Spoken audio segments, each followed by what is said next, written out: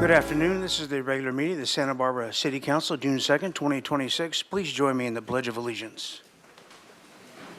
I pledge allegiance to the flag of the United States of America and to the republic for which it stands, one nation, under God, indivisible, with liberty and justice for all. Oh, amazing how easy it is without marker. Yes. Madam Clerk, would you call the roll, please? Certainly. Councilmember Friedman. Here. Councilmember Santamaria, not yet present. Councilmember Gutierrez. Present. Mayor Pro Tem Sten. Here. Councilmember Harmon. Here. Councilmember Jordan. Here. And Mayor Rouse. Here. And we have some ceremonial items to read. Would you read item number 1, please? Item 1, Dr. Michael Arthur Glassow recognition.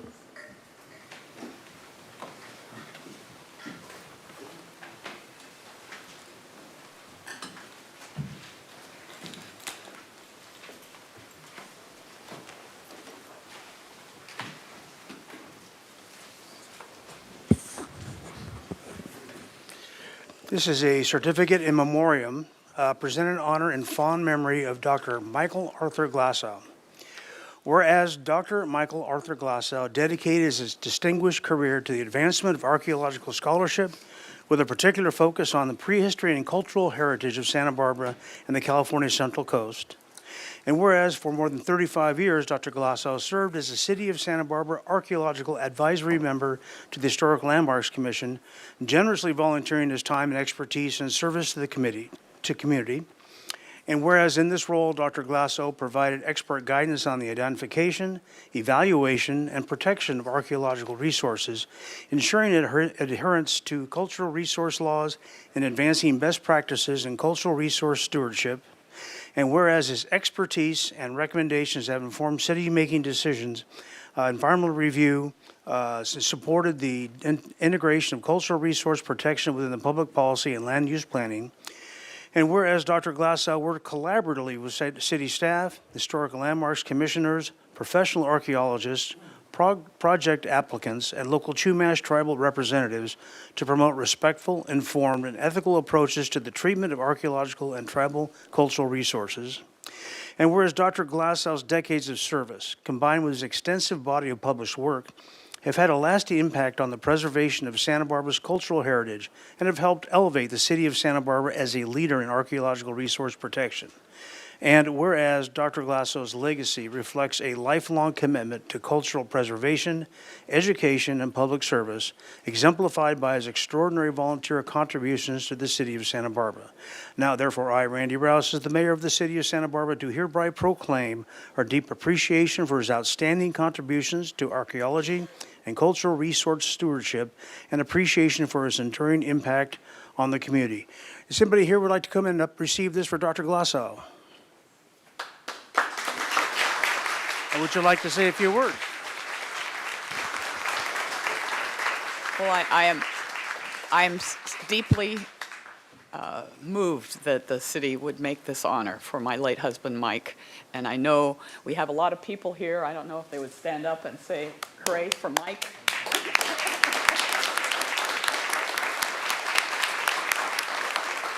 We need lots more people like him. And he would not have accepted the honor. He would have said not, but I do.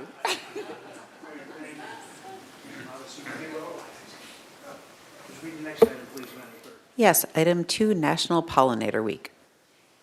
Oh, now, this might be even more dignified than Dr.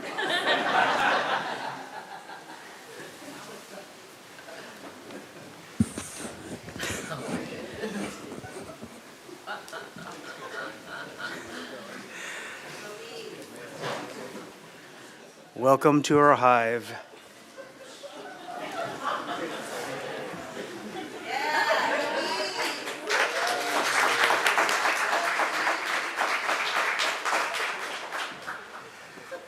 Got that stinger past security, did you? All right.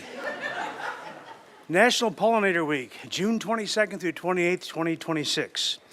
Whereas pollinator insects provide significant environmental benefits that are necessary for maintaining a healthy, biodiverse ecosystem and are essential partners in producing much of our food supply. And whereas pollination plays a vital role for the trees and plants of our community, enhancing our quality of life and creating recreational and economic development opportunities. And whereas for 124 years, the City of Santa Barbara has managed diverse parks, open spaces, beaches, and trails that include thousands of acres of pollinator habitat. And whereas the City of Santa Barbara has maintained, enhanced, and restored hundreds of acres of native habitats on public land and provides recommendations to developers and residents regarding landscaping to promote wise conservation stewardship and the protection of pollinators. And whereas since 2004, the City of Santa Barbara has maintained an integrated pest management strategy and advisory committee to promote environmentally sensitive pest management while preserving assets and protecting community health and safety. This policy helps protect bees and other pollinators which have experienced population decline due to habitat loss, use of pesticides, and the spread of pests and diseases. And whereas since 2018, the City of Santa Barbara has certified as a Bee City USA affiliate by the Xerces Society due to its commitment to use as little pesticides as possible on city lands. Now, therefore, I, Randy Rouse, by virtue of the authority vested in me as the mayor of the City of Santa Barbara, do hereby acknowledge and proclaim June 22nd through 28th, 2026 as National Pollinator Week in the City of Santa Barbara and urge all citizens to recognize this observance. Congratulations.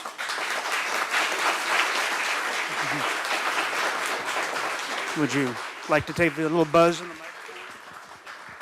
Thank you, Mayor Rouse. I'm joined here by some of my colleagues in Parks and Recreation and one of our favorite pollinators, a bee, to thank you for the proclamation and to spread the word about the importance of pollinators. Santa Barbara is host to many pollinators, including bees, butterflies, moths, birds, and beetles. Pollinators play an essential role in helping plants grow across our community.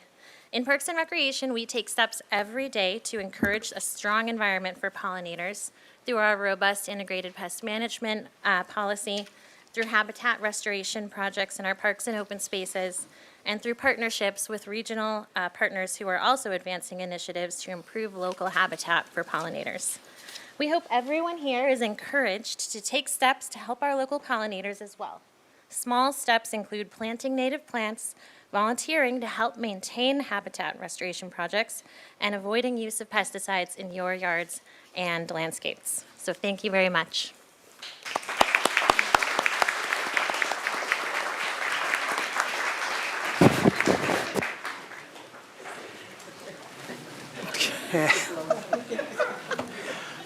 Yeah. Madam Clerk, I believe you have another ceremonial item to read, please. I do. Item 3, Employee Recognition Service Award Pins. I'm not sure our awesome employees could top that, but Yeah, I was since gonna one say. of them is in the bee costume, we'll say thank you. I'm honored to be presenting this year's June 2026 Service Awards for Council. I don't think we have any employees who are here with us today, so I'm going to read all of them and then we'll congratulate them all at once. First, we'll honor employees celebrating 5 years of service. Matthew Rojas Mancada, Project Engineer 1 in Public Works. Victoria Fuentes Merrill, Project Engineer 2 in Public Works. Brandon Bates, who is a park ranger in Parks and Recreation, and Maxwell Thomas, park supervisor in our Parks and Recreation department. Celebrating 15 years of service, we have Jason Esp, a carpenter in Public Works. And then we have 20 years of service. We have Allison Gruby, who is a graphic designer with our Community Development Department. Lupe Castillo, one of our custodians in Public Works. Tom Mozzaco, wastewater compliance specialist in the Department of Water Resources. Matthew Lombardi, water and wastewater maintenance planner scheduler in the Department of Water Resources. And Gary Lopez, senior wastewater treatment plant operator, Department of Water Resources. Last but certainly not least, celebrating 25 years of service, Rich Ames, fire battalion chief with our fire department. Let's congratulate all of those outstanding employees. Thank you. Madam Administrator, are any changes to the agenda? Mayor, we're just going to, as we've done in the last several meetings, have the pulled, if there's any items that get pulled off the consent calendar, have those come directly after the consent calendar and before general public comment for the council to All right, consider. thank you very much. We will do so. Okay, we'll move on to the consent calendar. Madam Clerk, you have some items to read. Yes, I do. Item 6, adoption of resolution authorizing the quitclaim of a storm drain easement at 701 North Milpa Street. Resolution. Recommendation that council A, adopt by reading of title only a resolution of the council of the city of Santa Barbara vacating a storm drain easement located at 701 North Milpa Street, APN 031-121-025. And item 7, authorize amendment to memorandum of understanding with Santa Barbara County Association of Governments for the Santa Barbara East Side Active Transportation Improvements Project Resolution Agreement. Recommendation that council B, adopt by reading of title only a resolution of the council of the city of Santa Barbara amending resolution number 25066, adopting the budget for fiscal year 2026 to decrease grant funds for the pre-construction phases of the Santa Barbara East Side Active Transportation Improvements Project. Additionally, for consent public hearings, we have item 11, renewal of a levy for fiscal year 2027 for the Wildland Fire Suppression Assessment District resolution. Recommendation council adopt by reading of title only a resolution of the council of the city of Santa Barbara declaring its intention to continue vegetation road clearance, implementation of a defensible space inspection and assistance program, and implementation of a vegetation management program within the foothill and extreme foothill zones, declaring the work to be of more than general or ordinary benefit and describing the district to be assessed to pay the costs and expenses thereof, approving the updated engineer's report, confirming diagram and assessment, and ordering continuation of the Wildland Fire Suppression Assessment District for fiscal year 2026-2027. And item 12, local coastal program amendment to rezone a portion of Santa Barbara Airport property ordinance introduction resolution. Recommendation that Council A introduce and subsequently adopt by reading of title only an ordinance of the Council of the City of Santa Barbara amending the airport zoning map in Title 29 to rezone a portion of the property located at APN 073-450-003 near 403 Moffett Place from AAOSD3 Aircraft Approach and Operation Coastal Zone to AFSD3 Airport Facilities Coastal Zone. And B, adopt by reading of title only a resolution of the Council of the City of Santa Barbara amending the local coastal program to rezone the southeastern portion of the property located at APN 073-450-003 near 404 Moffett Place from AA0SD3 Aircraft Approach and Operation Coastal Zone to AFSD3 Airport Facilities Coastal Zone. All right, thank you very much. Would you read item 9 as well, please? I have a request to pull that. Item 9, authorization to amend the legal services agreement with Jarvis Fay LLP.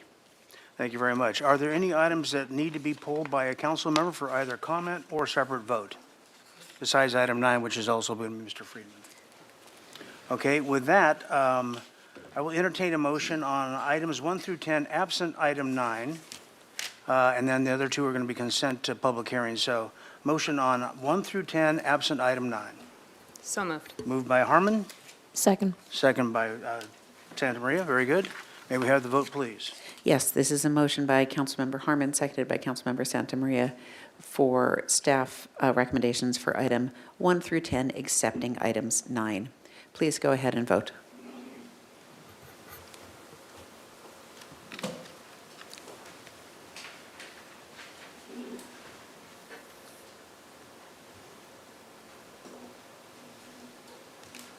As unit.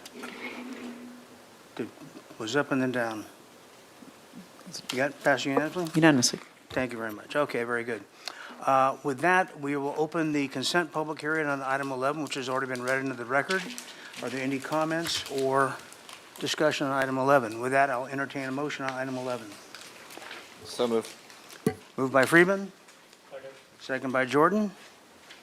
May we have the vote, please? This is for item 11. We have a motion for staff recommendation by Councilmember Friedman, seconded by Councilmember Jordan. Please go ahead and vote.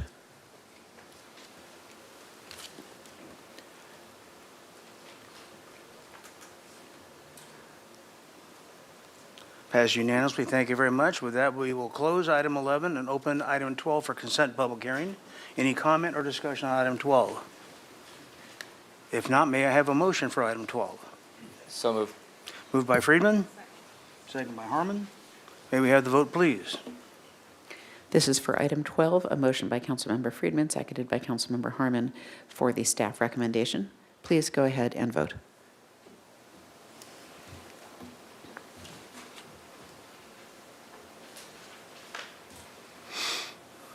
Passed unanimously. Thank you very much. With that, we'll move to item 9, which was pulled by Councilmember Friedman. Councilmember Friedman. Thank you, Mr. Mayor. I will be recusing myself from this item, and the reason for the recusal is I have a small amount of stock in Disney, and this is for financial considerations. And Mr. Doimus, do I need to leave the room?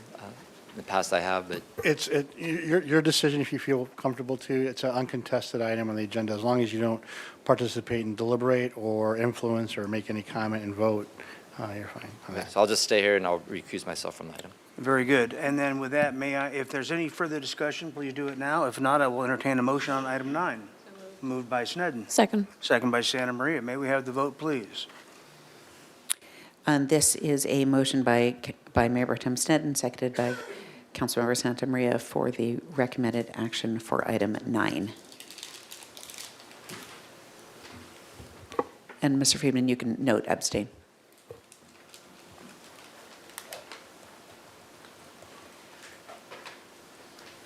No, it's actually no vote, so.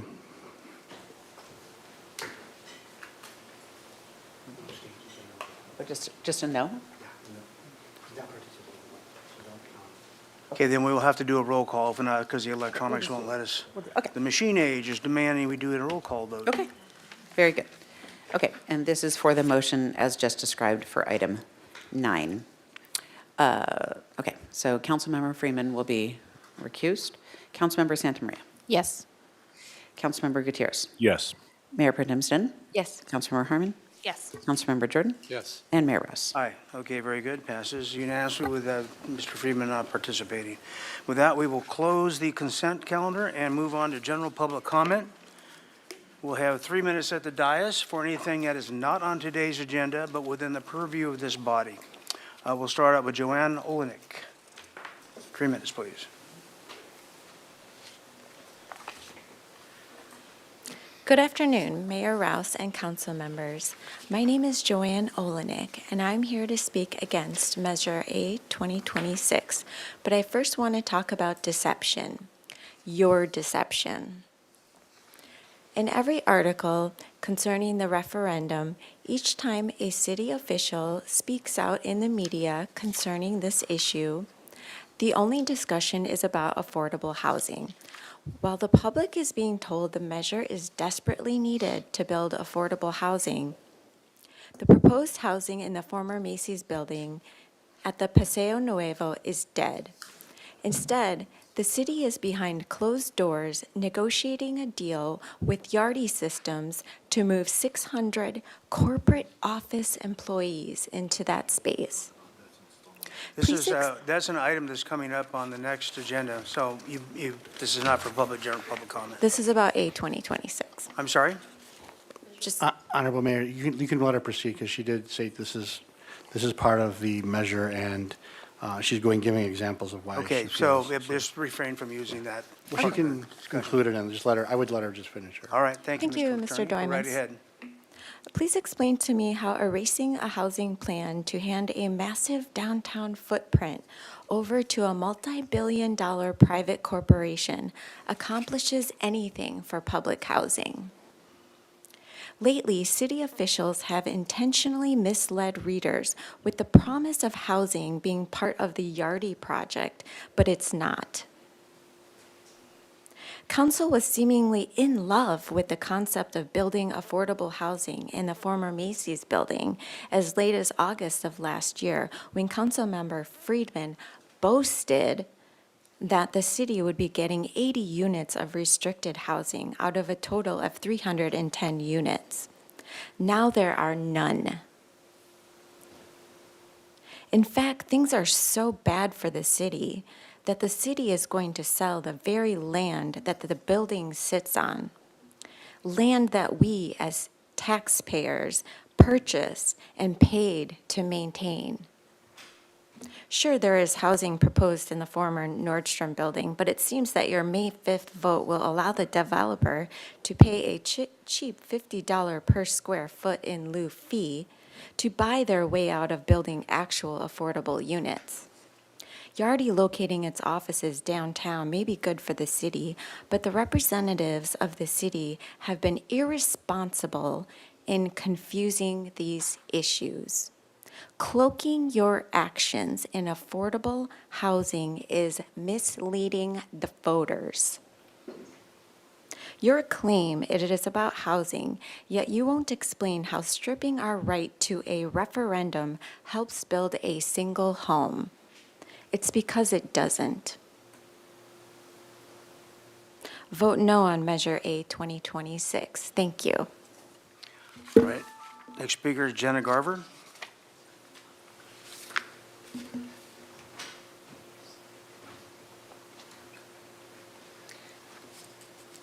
Good afternoon, Mayor Rouse and members of the council. My name is Jenna Garver, and I wanted to take a moment to sincerely thank you for officially recognizing May 15th through June 15th as Tourette Syndrome Awareness Month through this proclamation. Thank you. Sorry we missed you last week. My son said you were probably busy running around in your limo, so yeah, I told him most likely. I requested this proclamation as both a parent and advocate. My son lives with Tourette syndrome, and like many families, we have experienced firsthand how misunderstood neurological conditions can be. Too often, children with Tourette's are judged before they are understood. My intent in requesting this recognition was simple: to help create greater awareness, compassion, and inclusion in our community. Awareness leads to understanding to acceptance, and acceptance can make a huge difference in the life of a child and their family. This proclamation shines a light on Tourette syndrome and other tic disorders, while also reminding families in our community that they are seen, supported, and not alone. Thank you again for your leadership and for helping me bring visibility to an issue that means so much to local families. Thank you. Stephen Mead. Can only guess what this might be this time of year. Yeah, I checked my calendar too. And I noticed that we have one of the premier events in Santa Barbara coming up. And just like Club Med, we're inviting you back. We think that your upgraded status has been long needed. So that's what we're going to take care of this year, folks. And I want to thank you for helping us out with all the things that you do for Solstice all the rest of the year. But this is the time for you to shine. We've moved you from the Pass the Hat float, taking away that stick and asking for monetary gain. I didn't think it was proper for your standing. We are now moving you up to the upgraded status of luminaries. You are now with the king and the queen, and you're going to be part of the retinue. So it's going to be fun. You're going to have a good time, and we do need to get you guys costumes, so let's get that taken care of sometime, and you know the drill, right? Well done, first timer. Love it when you show up. Bring the kids. Let's have some fun. Your luminary standing is wonderful, and I think you guys do more for Solstice than I could ever imagine. So continue to do so, and we'll love you for that. Last year, by the way, we raised $8,000, just $1 at a time, thanks to all of your efforts, and that was pretty cool. So thank you again for all of your support. It's a 3-day festival. It's a 3-day smile for all of Santa Barbara, and Solstice thanks you for being part of it. Take care, guys. Thank you. Faiza Dean. Faiza Dean, I know I saw her earlier. And there she is.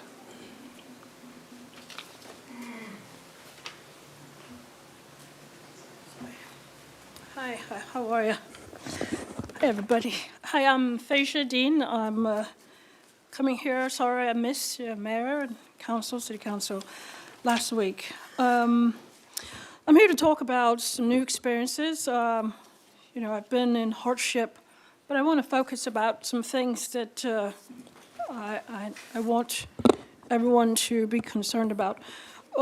We have voting here, and my experience being in, I'm homeless at this time. I mean, I'm self-employed, you know, I have a corporation, I have a bachelor's degree, concentration in accounting, business administration. I have something to offer. I've been a lineman, building power lines, but let's move forward. So my experience out here, I saw some things that I want to bring to your attention. The voting and, you know, dealing with the shelter, it's kind of, I think we can increase some votes and voter registration if we can get some of the voting to come to the shelter. You know, there's a bit of a hardship there, conflict in the scheduling. You know, they have a breakfast time, lunch time, and dinner time. and voting all conflicts with that. Okay, so I think we could step up a little bit, maybe come up with a voter food meal program, something we can do for the shelters to get some extra votes and participation, and people feel more included in Santa Barbara. The second issue I wanted to bring up is cell phones and technology. You know, it's a shock to my system. I have an iPhone 16 Pro Max, and, you know, hitting rock bottom is devastating. Okay, so it's really hard. I just want you to know, I think homeless people need top-of-the-line phones, and if we can work on some type of program, because, you know, my experience, I go into trying to activate my software, you know, and they want to send a code to my cell phone, and then I have to go through several days of mitigating that just to get through an account. You know, my American Education Services, my loans, $100,000, and I'm still trying to catch wind to catch up to it. So I really think it's important that people's phones stay on, and that these poor, cheap phones that you guys are putting in these people's hands do not have the capacity to deal with the internet and the new technology today. These last 30 minutes, I want to talk about code enforcement. You know, I'm really particular on following the rules, but I mean, all of us make mistakes. However, you know, I seen carts right there, and the code enforcement is really weak. 10-foot rule for restrooms, I think it's being violated. Using a closed business, private business, is not meeting the requirements.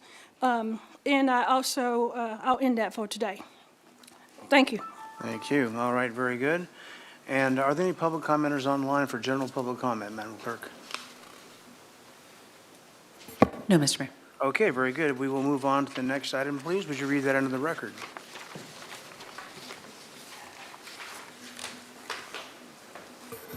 Item 13, draft terms of agreement for the proposed redevelopment at Paseo Nuevo, including terms with the City of Santa Barbara and Yardi Systems, and between the City of Santa Barbara and DSP. All right, very good.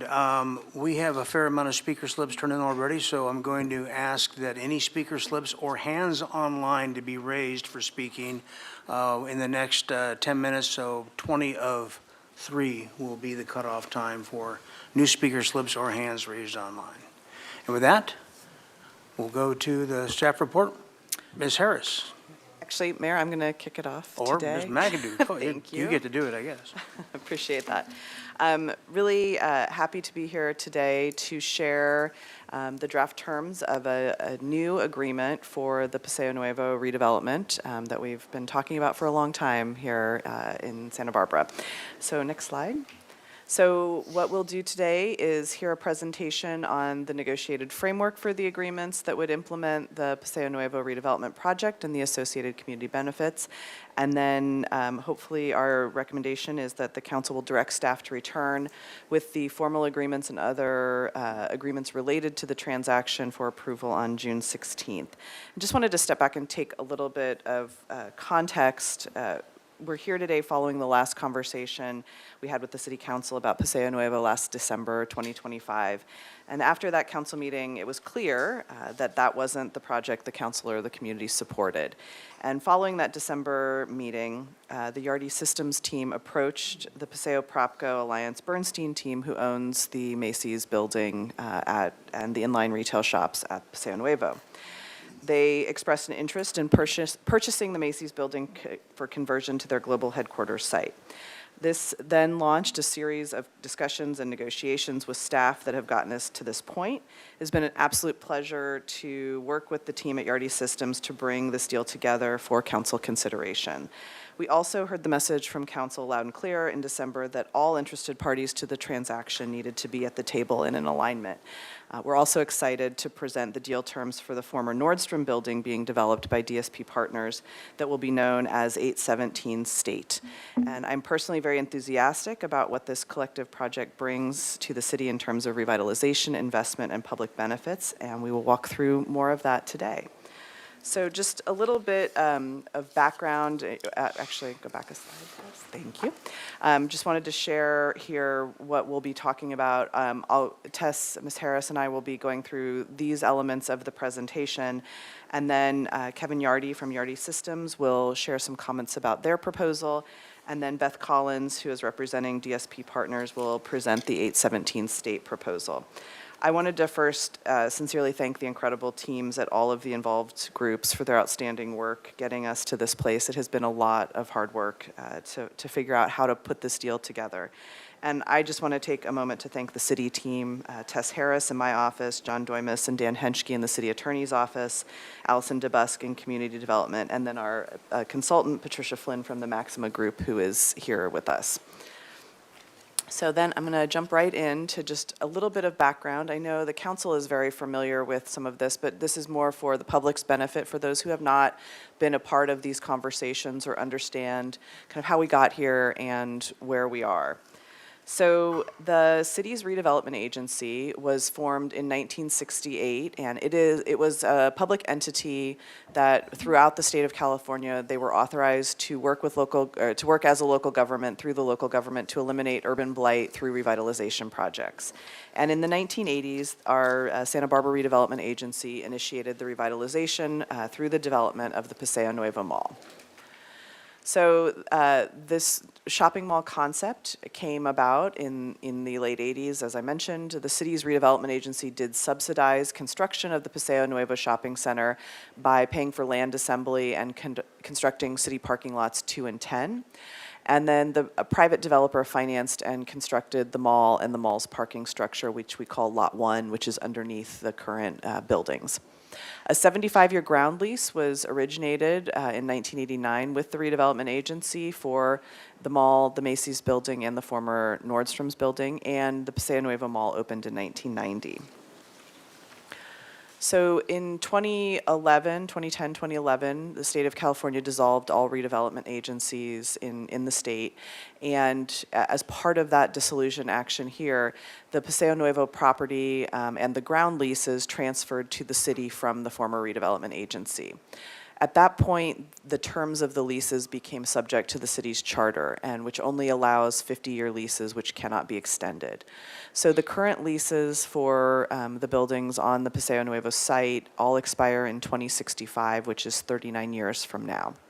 And although the city owns the land under the mall, the ground leases provide for the ownership rights of all the buildings to the lessees, which in this case is Paseo Propco and the DSP Partnership Group.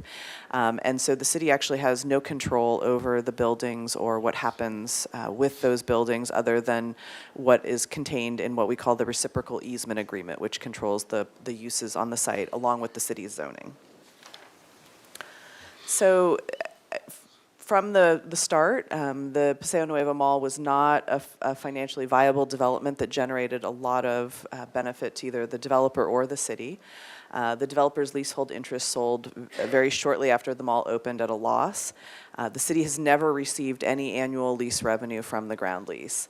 And there were certain performance targets that were identified in the ground lease that would have triggered rent payments, but those have never been met and are not expected to be met in the remainder of that 39-year lease period. There are the two vacant anchor tenant buildings, which are the primary discussion that we are having today. Macy's was vacated in 2017, and the Nordstrom building in 2020. And here's just a map that shows the ground lease interests. So Paseo Propco owns the lease, or holds the lease for the former Macy's building, what we call the inline retail shops, which sort of snake through the property and is where all of the smaller retail is located, and then parking lot 1, which is located underneath the entire site. The DSP Partnership Group has maintained the Nordstrom ground lease and has an easement to use parking in Lot 1. Parking lots 1, 2, and 10 were all built to serve the mall, and there are existing parking agreements and restrictions throughout those that govern the use of those parking lots. As I mentioned, the city owns the land but has no ownership or control of the buildings on top of those parcels of land. Paseo Propco and DSP Partners have complete operating control of those buildings. Next slide. So I wanted to talk a little bit about what a disposition and development agreement is, and that is what is being proposed for this transaction. These disposition and development agreements are binding contracts that would accomplish the redevelopment of the mall property, the former Macy's building, the former Nordstrom building, and Lot 1. They basically set out the terms and conditions by which the respective parties would need to comply in order to transfer the property, as well as if there are any ongoing obligations that continue to run with the land. So now I'm going to jump into the project overview. So what the general sort of overview of the project is an adaptive reuse of both the former Macy's building and the former Nordstrom building. Yardi Systems would move their global headquarter corporate offices into the former Macy's building, converting it to an office use. And then the former Nordstrom building would be adaptively reused for 80 to 112 rental housing units, and 10% of those units would be restricted at 80 to 100% of area median income, so for moderate income, consistent with our inclusionary housing requirements. And then the retail stores will also be purchased. The Paseo Propco leasehold interest will be purchased by Yardi Systems, and those will be retained as retail stores and will be revitalized as the team sees fit. And as part of the transaction, the transfer of the property, the city's property underneath the buildings that are constrained by the ground leases would go to Yardi Systems and DSP. So for the DSP terms, here is a sort of a snapshot of the key deal terms that have been negotiated. As I mentioned, 80 to 112 units of housing within the former building footprint. There is potential to put commercial uses on the ground floor, which is why there is a range of housing units. So as the mall is redeveloped, or as the shops are redeveloped, or as the DSP partnership puts their proposal together, they have wanted to reserve the right to potentially have ground floor retail along the backside on Chapala and Cannon Perdido. As mentioned, there would be fee transfer of the parcel. DSP partners would contribute a $1 million payment into sort of downtown improvements as a public benefit, as well as a $700,000 contribution to the city's local housing trust fund. They have agreed to restrict the units so that there are no short-term vacation rentals allowed in the housing units that are being developed. And under the entire package of this proposal that's coming forward, the use restrictions under the reciprocal easement agreement would be terminated. And as the council may recall, those use restrictions currently prohibit housing on the entire site. So once that reciprocal easement agreement is terminated, housing would now be allowed. DSP would have access and use to 49 parking spaces within Lot 1 for their residents. And we would work to provide 80 parking spaces either by permit or reservation in Lot 2 that would also be for residents of the housing units. And again, they would include 10% inclusionary moderate income units on site. In terms of the Yardi System deal terms, they would renovate the Macy's building for use as corporate office, and there would be a fee transfer of the Macy's building, the inline retail parcel, and the parking lot 1 parcels to Yardi Systems. Parking lot 1 would remain open for public use and would be continued and operated as it is currently. That is currently operated by Paseo Propco, and all of the revenue and expenses are covered by them as the leaseholder. As I mentioned, 49 spaces would be dedicated for residents of the housing units.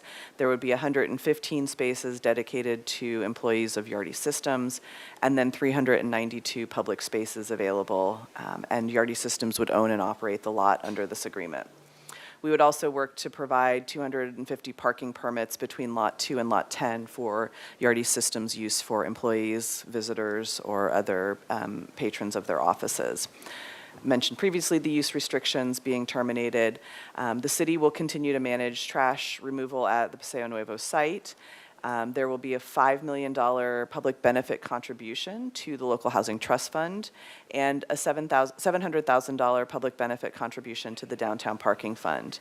The nonprofit community uses that are currently in Paseo Nuevo, the theater and the Museum of Contemporary Art, would remain supported as part of this deal.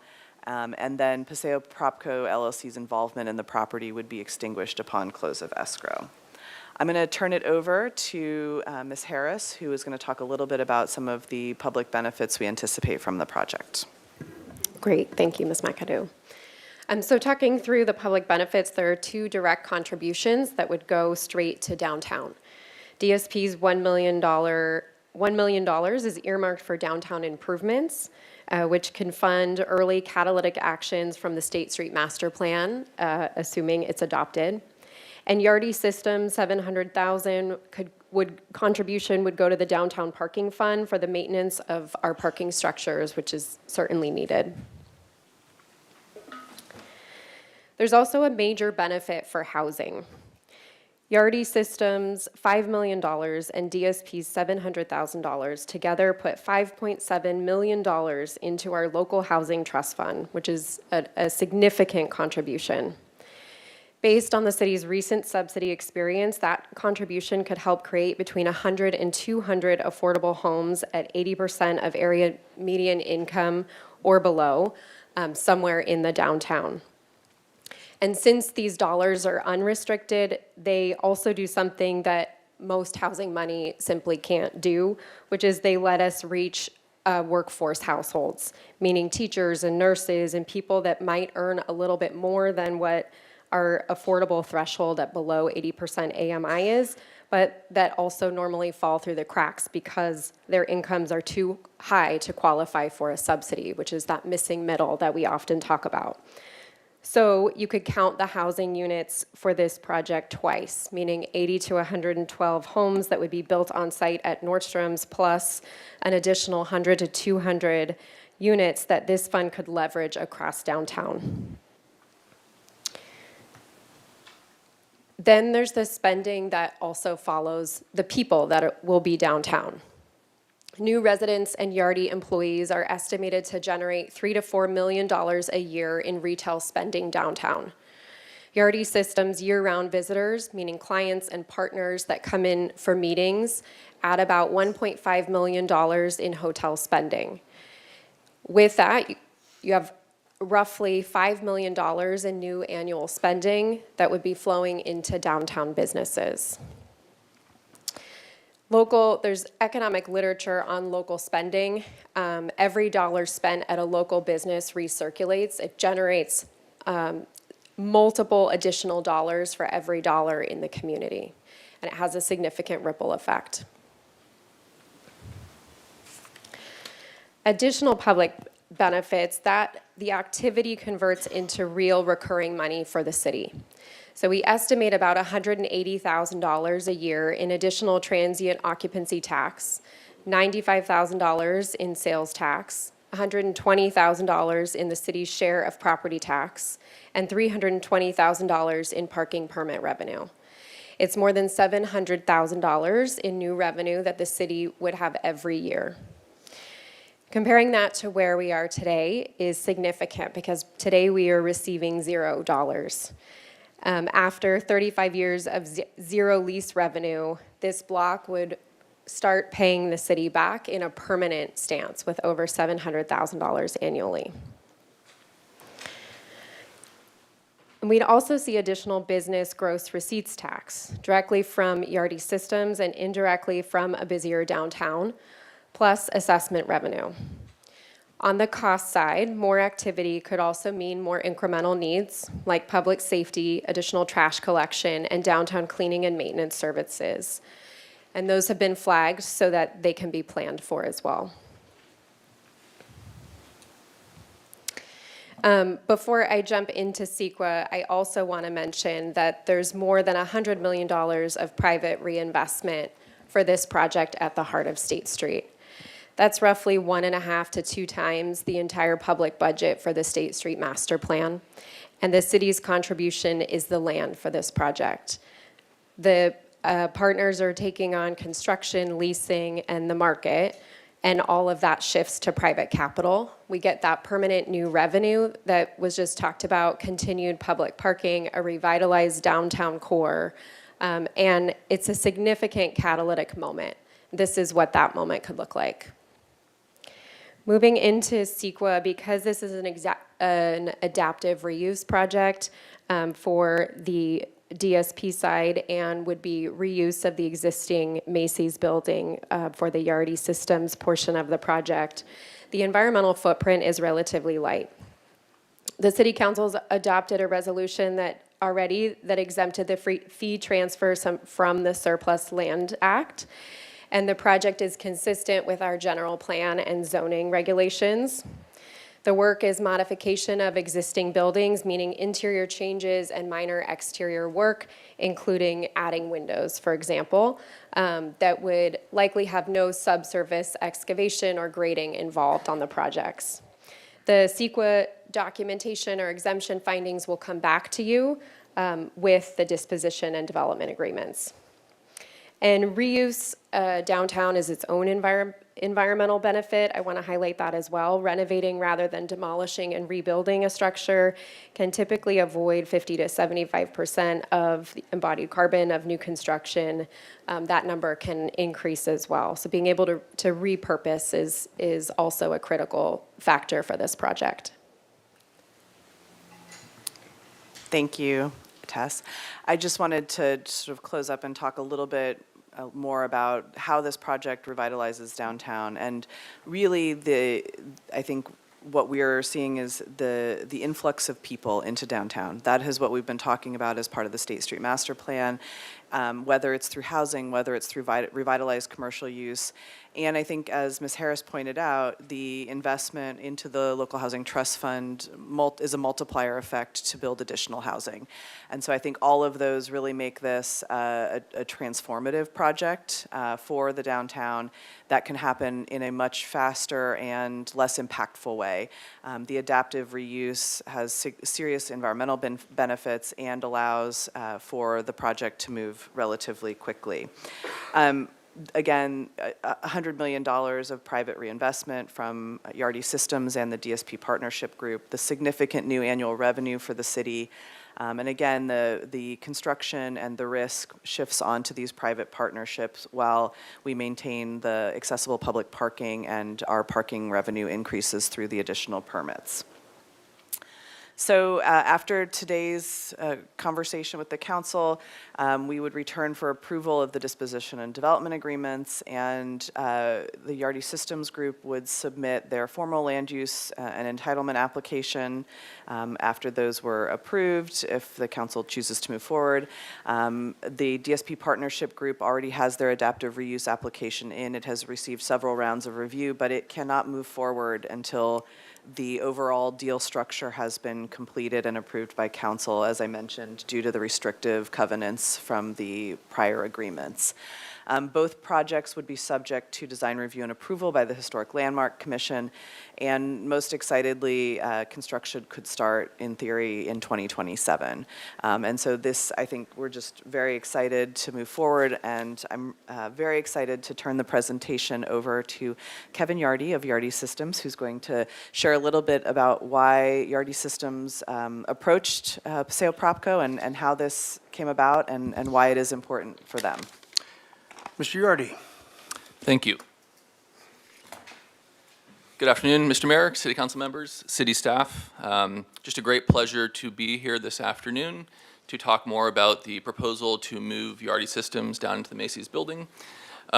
Before doing so, maybe a brief introduction. My name is Kevin Yardy, born and raised here in Santa Barbara. I remember a time when the 101 freeway had a stoplight at State Street, to those who remember that, and I was a young kid as Paseo was being built. And as I mentioned, born and raised, went to local schools, Santa Barbara Junior High School, Santa Barbara High School, go Dons, at the risk of being controversial from the get-go here.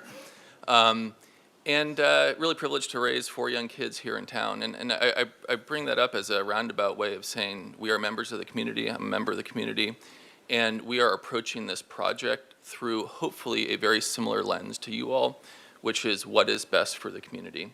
And would just sort of maybe open it up from the get-go with, I can very honestly and candidly state, if we felt we were proposing something good for Yardy Systems, bad for the community, it would be a non-starter and we wouldn't kind of move forward. So we feel this is good for Yardy, good for the community, and good for all involved.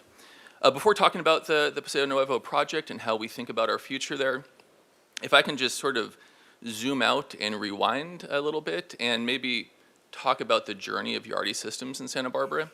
And I think sometimes it's helpful to look in the rear view, and that's illustrative of the future, and maybe set a foundation of how we're viewing the project. So if you'll bear with me and give me a little bit of latitude, I'd like to, I'll check my time here so I don't go too much over. I'd like to start in the year 1972. And why 1972? It's when a couple of youngsters in their 20s, and I'm now in my mid-40s, so 20s are youngsters. A couple of youngsters from Detroit, Michigan moved to Santa Barbara by the name of Anant Yardi and Eileen McKenzie, later becoming Eileen Yardi. They both worked at Burroughs Corporation, which had a large manufacturing plant in Goleta, and they later became married, and I'm the third of 3 kids. So fast forward 10 years, Anant and Eileen Yardi called Santa Barbara home. 3 kids came along, and Burroughs Corporation closed their plant. And so Anant was thinking about what to do next, but grounded in this is home, not wanting to move. And so the first idea of what to do next, which is lost the job and how to live in this great town, was to start a hardware store. And why a hardware store? Well, in the preceding 10 years, he and my mom had kind of scrimped and saved and bought a few investment properties. And Anant found himself at the hardware store, buying painting supplies and construction material because these buildings always need work.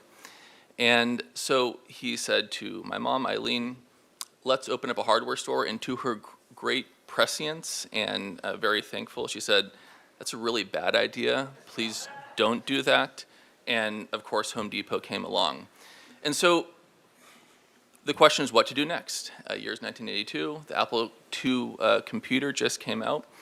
And they were managing this very small portfolio on pieces of paper and debits and credits. And so the thought was to create a software company, not a hardware company. And that's the birth of Yardi Systems in 1982. Fast forward a couple of years, and the first 2 employees were hired. And they were coming into the home that my parents still live in today here in Santa Barbara. And by that time, there were a few kids and dogs and cats and hamsters. And my mom said, please, will you rent some office space? My home is not a place of business. Go find somewhere to work with these couple of employees. So the first Yardi Systems office was on Upper State Street in 1984, right across from Gelson's in Loretto Plaza. We were there for a few years, up to about a half dozen employees. The second Yardi office was a little bit further downtown on Laguna Street, Laguna and Carrillo. We were there for a few years and kind of outgrew that. The third Yardi office, or I guess fourth if you consider the home being the first, was on Reddick Street. Reddick Street is right off of Milpas by the Rusties there. And Reddick was where the company kind of grew and matured. And we were there for almost 15 years. Started with 1 building, 819 Reddick, and then 820 Reddick. And towards the end, we were in 7 buildings and just had kind of outgrown the space and were bursting at the seams. And I share that because maybe what's lost in the story is for almost a majority of Yardi's 45-year history in Santa Barbara, we were in fact Santa Barbara, not Goleta. We felt we were sort of forced to move somewhere else because there wasn't the space available at that time in Santa Barbara. So we moved out to Goleta in the early 2000s. That's where we are today. We're at 430 South Fairview. 1 building in the early 2000s, 2, then 3, then 4. Fast forward to 2020, and we own and occupy about 250,000 square feet of office space in Goleta. And would maybe sort of set the stage that we are happy in Goleta. There's no problem with our buildings out there. We own the buildings. They are unencumbered by neighbors.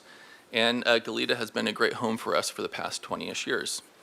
And we never thought that we could leave Goleta, in part because it turns out there aren't other 200,000 square foot parcels available.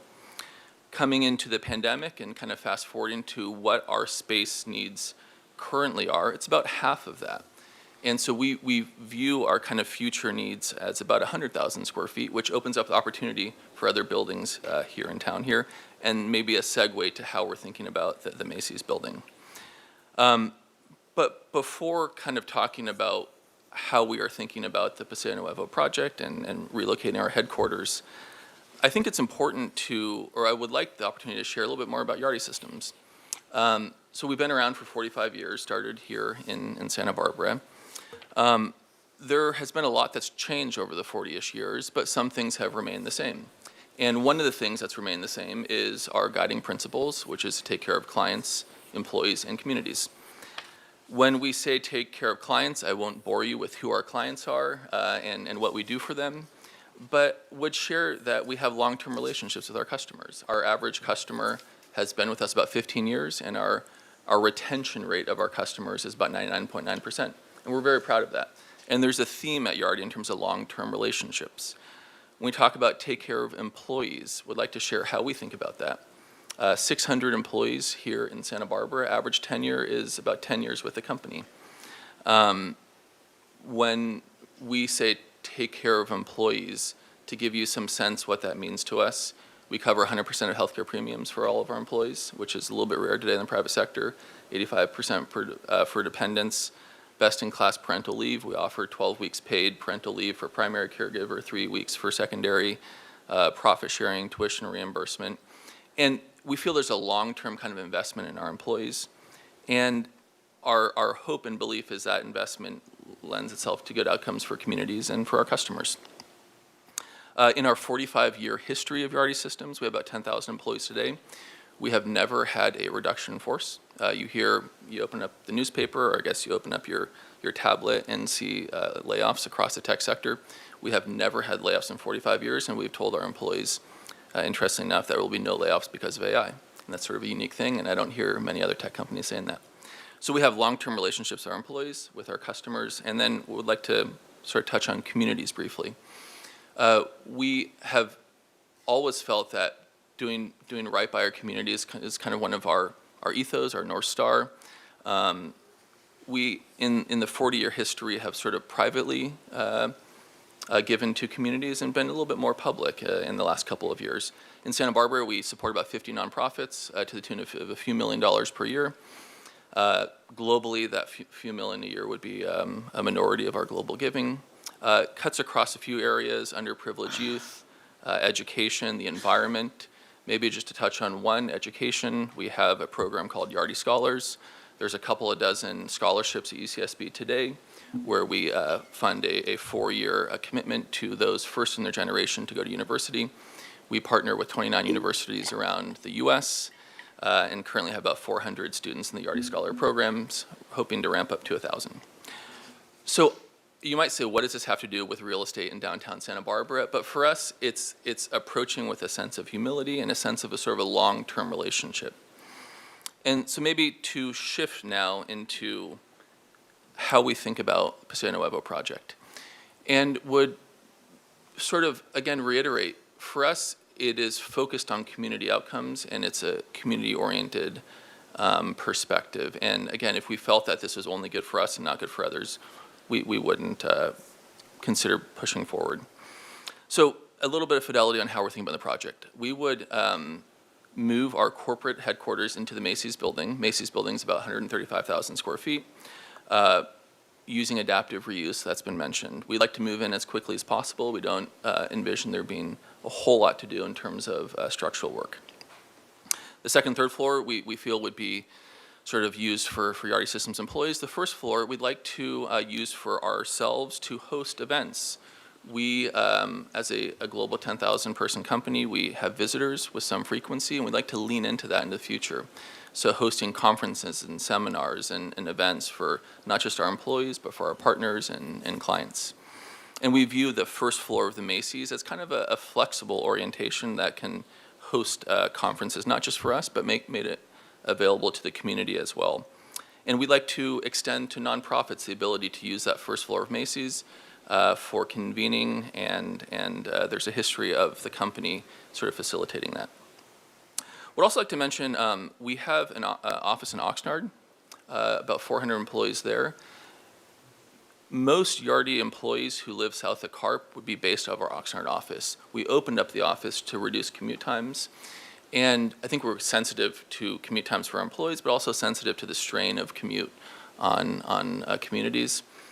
And so would just sort of highlight the 600 employees who are currently anchored out of Goleta. They all live in town here. There's no new need for housing relative to those 600. They're already here. That we would just sort of shift their home from Goleta to the Macy's building. I mentioned one of the things that we would be excited about having a corporate headquarters downtown is leaning more into inviting our customers, prospects, partners to host events. Our data suggests that today we use about 5,000 hotel rooms in Santa Barbara, and that's just Yardi employees coming to visit us. And we would imagine that number would scale if our customers, prospects, partners come visit us downtown more often. In terms of the rest of the Paseo Nuevo, the inline retail, we have no plans to change the use. We feel strongly that the inline retail anchored by housing, anchored by a corporate headquarters, would revitalize the center and would have a knock-on effect into the 700 and 800 block of downtown State Street. The parking lot, as Ms. McAdoo mentioned, has always been privately operated, parking lot 1.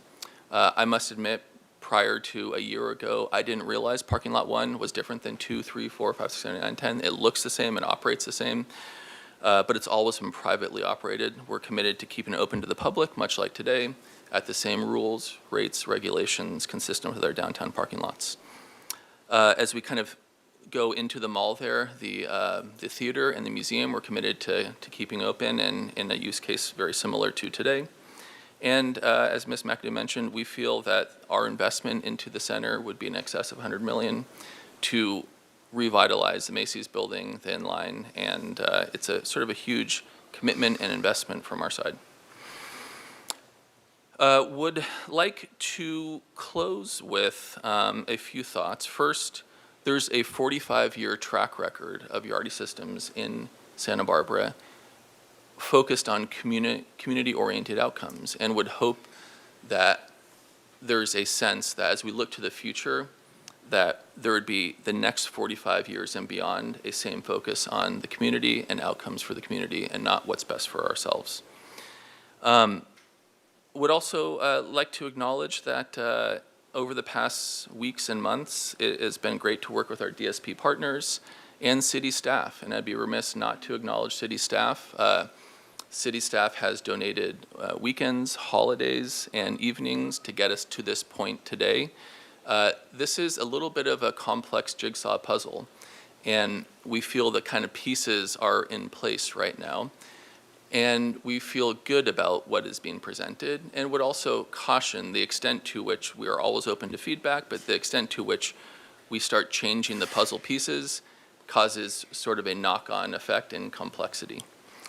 And would maybe, as a final comment, mention this story started in 1972 with a couple of folks moving to Santa Barbara from Detroit, Michigan, and Eileen. And there has been a commitment to giving back over the last 55 years by Anand and Eileen. I would say, unfortunately, much is not known to the community. It's been done incredibly privately and anonymously, but would highlight that Anand and Eileen are here today, sitting in the back of the room, and would just like to thank them and acknowledge them for the 55 years of giving back to the community. With that, I would like to turn it over to Beth Collins, who represents DSP, and we'll talk more about the DSP proposal. Thank you.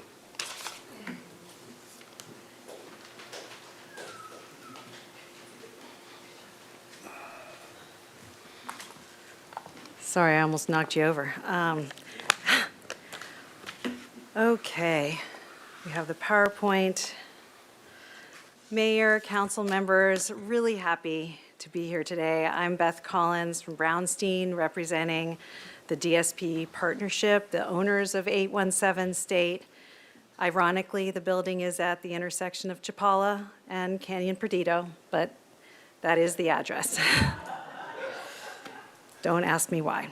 I'm here today with Stephen Logan, representing the DSP partners, and we are thrilled to be here today as a part of this transformational project for downtown. DSP has a pending application for 112 units, many of you know, utilizing the city's new adaptive reuse ordinance. That project is not here before you all today, and I actually hope it never gets to before you, to be honest. I'm hoping HLC approves it, and that's that. But that'll come later in the process. What's before you today is this really, as I said, transformational redevelopment opportunity. But to help the council and the public better understand the benefits of this redevelopment package before you, we're going to provide you a few project details about our current proposed project, the DSP project. So the project proposes a redevelopment of the beautiful, iconic existing building at 817 State. So this is the current building. You can see on the top left, that's the former Nordstrom building. It has a lighthouse feature on the top. This is the view right from Canyon Perdido. On the right-hand side, this is the view down Chapala. Really gorgeous specimen, great bones. It has some windows. You'll notice way more windows than the Macy's that Yardy Systems is going to be grappling with. But still, some changes are needed to repurpose this building into and facilitate the residential use. So this is a view from the other side of Chapala. You're looking kind of the corner of Canyon Perdido and Chapala. You note, like, the project keeps the massing, the height, the classic Santa Barbara style, but it adds larger windows for the residents, more windows, awnings, and other fenestrations. So really zhuzhes up, for lack of a better word, the building. This is the view here, the main entry, really kind of standing by Lot 2 across from Canyon Perdido, looking back at the entry. Chapala is to the right, State Street's to the left. If you walked right straight past this building, you would be walking in the Paseo to the mall. So again, the project adds windows for the residents and other exterior improvements, but it retains that classic Santa Barbara design. The biggest change to the building that DSP is proposing is cutting a hole in the roof. They're going to open up the center of the roof so that light can infiltrate down.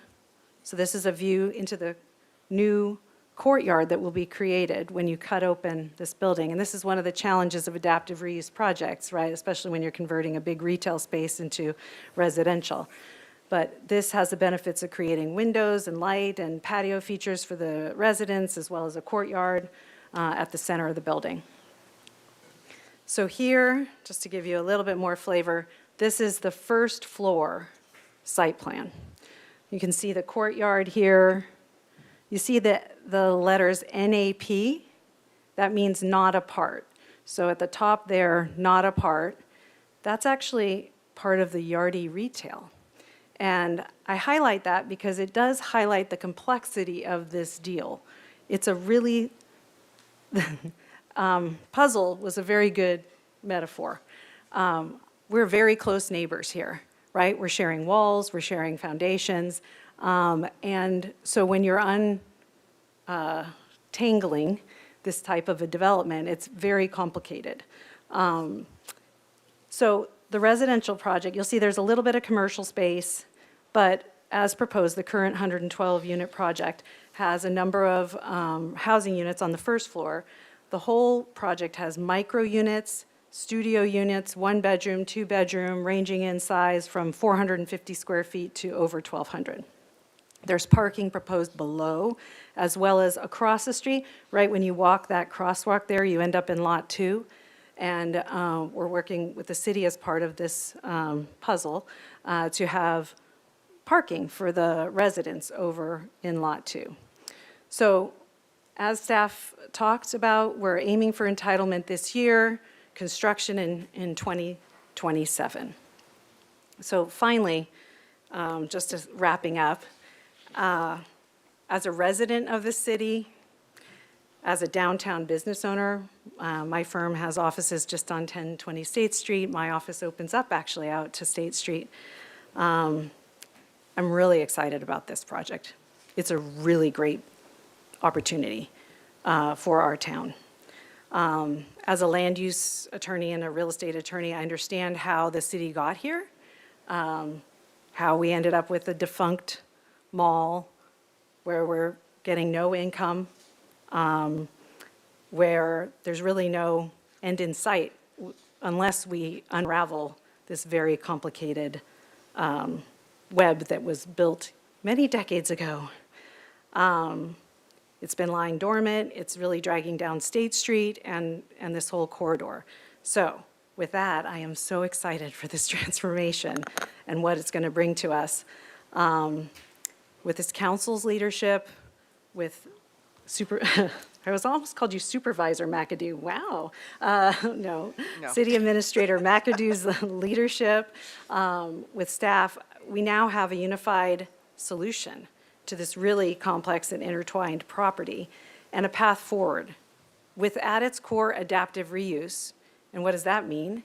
It means we get transformation faster, which is desperately needed. So thank you to staff, council, and to our partners here, both Paseo Propco and Yardy Systems.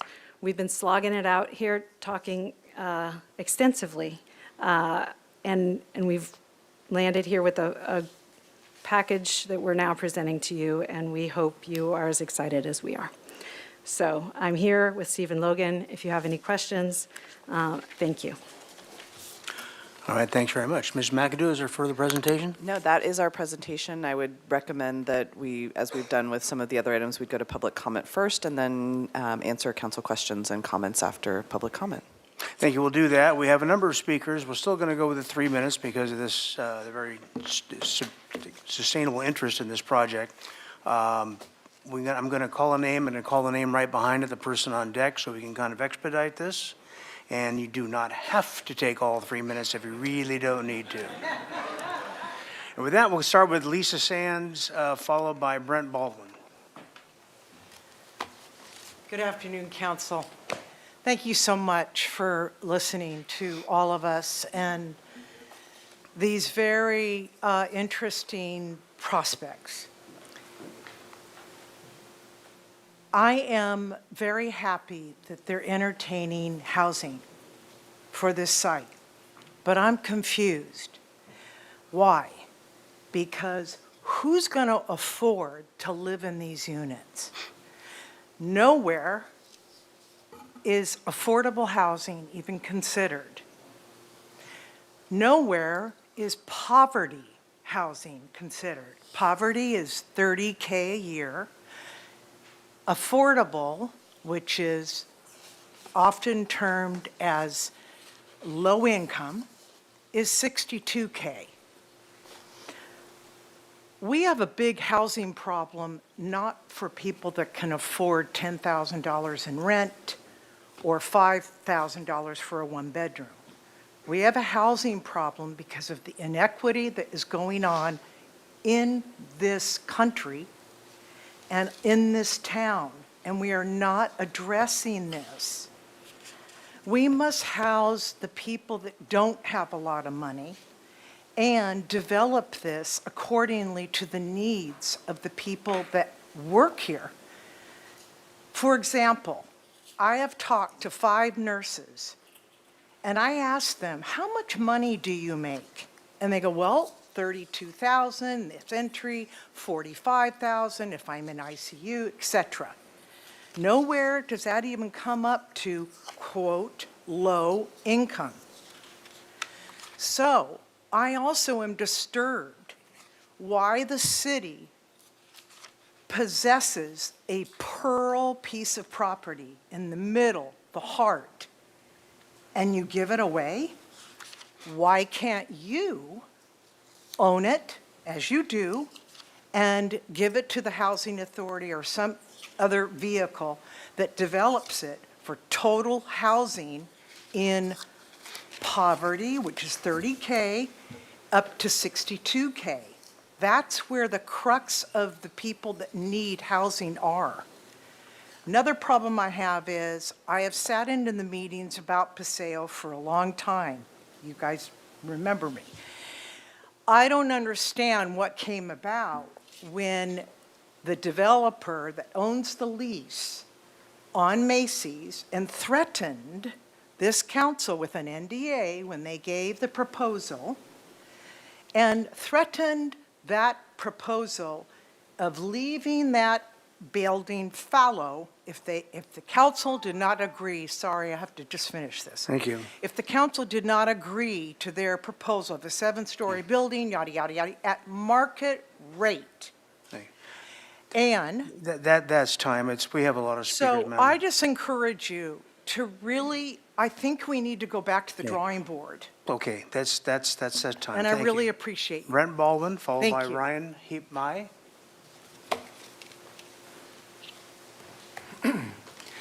Good afternoon, Mayor, Council, staff.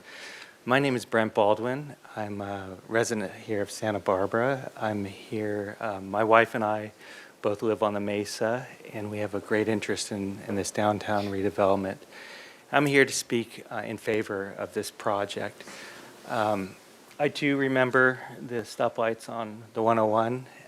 My wife and I both work at Santa Barbara-based nonprofits, and I can also confirm that Yardi is a wonderful community partner, and much of its support for our community is not recognized or known. I think specific to this project, it is, for lack of a better word, just a no-brainer. It commits, it revitalizes our downtown core with local workers, good jobs. It supports our local businesses, the restaurants, the hotels, and it's a straight shot to bring revitalization to our downtown core. I had a few other notes to say, but I'll respect Mayor Rouse's desire to keep it under 3 minutes, but I'll just close with just the foot traffic and the reinvigoration during the day would be wonderful to see. You know, I come down on the weekends in the farmer's market with my son, and we just love this downtown, and we have a real vested interest in seeing it succeed, and we think that this project with Yardi and the DSP will really bring this together for the community. So thank you very much for your time. Thank you. Ryan, I'm going to butcher your last name, so there you are. Good afternoon, Mayor Rouse and City Council members. My name is Ryan Heap-Mai, and I own Poke House Restaurant in Paseo Nuevo Mall. I wanted to come today because I see what's happening at Paseo Nuevo every single day. I see the busy days, the slow days, and the challenges that many downtown businesses face. That's why I wanted to support the proposed redevelopment of Paseo Nuevo, including bringing Yardi systems downtown and converting the former Nordstrom building into housing. As a small business owner, I believe both of these pieces are equally important. Yardi will bring hundreds of employees downtown who will eat at local restaurants, shop at local stores, and support the businesses that make Santa Barbara unique. More people working downtown means more activity, more customers, and a stronger local economy. The housing component is just as important. One of the biggest challenges Santa Barbara faces is the lack of housing. Converting the empty department store into homes means more people living downtown, supporting local businesses year-round, and helping create a vibrant downtown beyond regular business hours. More residents and more employees downtown create the kind of foot traffic that small businesses depend on. It also generates additional sales tax revenue for the city and helps make downtown feel active, safe, and welcoming. I've also heard from fellow business owners and prospective tenants who are interested in locating in Paseo Nuevo, but are waiting to see what happens with this redevelopment. Investment creates confidence, and confidence attracts more investment. Most importantly, this project helps ensure that Santa Barbara remains a place where the next generation of entrepreneurs, workers, and families can build the future. We need a downtown that's alive, growing, and full of opportunity. I believe this redevelopment is a positive step forward for Santa Barbara, and I encourage council to support it. This is my first city council meeting, and I'm just happy I was able to finish before the 3-minute mark. Thank you. You're good at that. Ashley Fox, followed by Carl Hutterer.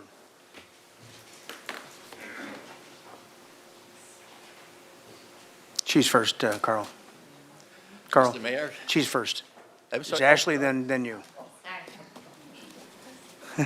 Good afternoon, council. My name is Ashley Fox, and I've called Santa Barbara home for 40 years. So I guess you already beat me by at least 5. My husband and I used to live up in San Roque, and I had my business up there. And then a few years back, we decided we want to be downtown and part of the excitement and the revitalization of downtown. Our home is on West Sola, and we own an antique shop called the Vintage Fox, located at 609 Chapala, right around the corner from San Nuevo. As everyone here knows, downtown business owners have faced many challenges due to the vacuum of the loss of businesses downtown. I feel that it could be remedied by an infusion of new life downtown, new jobs, new investment in infrastructure, and new businesses that bring more people to our shops, salons, bars, and hotels and restaurants. What better company to bring that new energy than our very own Yardi? We could not be more excited about the prospect of having them as our new business neighbors. Yardi, thank you for your generosity and vision for helping revitalize our historic downtown. Council, I urge you to approve their proposal and zealously expedite the project. Thank you. Thank you. Carl Hutter. Now it's your turn, Carl, and followed by Dennis Allen. Is it really me now? Yes, really you. Mr. Mayor, council members, my name is Carl Hutterer, and I'm here to express my strong support for the project in front of you. How do you make a draft horse out of a white elephant? That's what we're looking here at Paseo Nuevo. The project aligns very well with the ecological framework for the redevelopment of our downtown core proposed by the Community Environmental Council. I'm particularly pleased by the fact that buildings are not going to be torn down, but subject to adaptive reuse. The new infusion that bringing a major headquarter of an important company to the center of town, I think, is a winner, no matter what. Bringing those workers here to the center of town, together with the new people in the proposed housing in the Nordstrom building, they will be using downtown businesses, downtown services, and it all, I think, ends up to a win. This project, I think, is smart, it is needed, and is welcome. Thank you. Thank you. Dennis Allen. Mr. Allen will be followed by Rachel Murphy. Good afternoon. I strongly support this project. Why? First, adaptive reuse is one of the most sustainable approaches that any project downtown could have. The Yardi brothers are not without experience in adaptive reuse. If you remember the Sur La Table store on State Street, they added 14 housing units in that same structure, that same shell, together with keeping the retail in the front. So, that, you know, I believe them when they say what they're going to do in this project. Secondly, the Yardi Company is local and has a long history as a responsible corporation in the community. We heard some of it from Kevin a little bit ago. And they give back generously to the community, not just locally, but big time locally, but also around the planet. I favor local developers and locally led projects because they understand our community. That's a big thing that outsiders coming in don't carry. Third, moving the Yardi Corporation headquarters downtown is going to bring a lot of foot traffic and more business downtown. This is big, in my estimation. In addition to the conferences and events that they will be hosting, that will additionally bring a lot of visitors to town. I think the last year they had somewhere between 5,000 and 6,000 people that came to town, mostly out in the Goleta area, but they'll be right downtown now. And finally, they're bringing some housing to town, which we desperately need. The 80 to 112 units in the Nordstrom building will be big. All of these will be a significant boost to the revitalization of our downtown. I certainly had a smile on my face from Kevin's story about starting the company in the home and so forth, because that's very much what Allen Construction did. And, you know, until my wife threatened to divorce me if I didn't get the company out of the house. So anyway, and we share a lot of your values. So, you know, that's so important in this community. Thank you. Thank you. Rachel Murphy, followed by Greg Parker.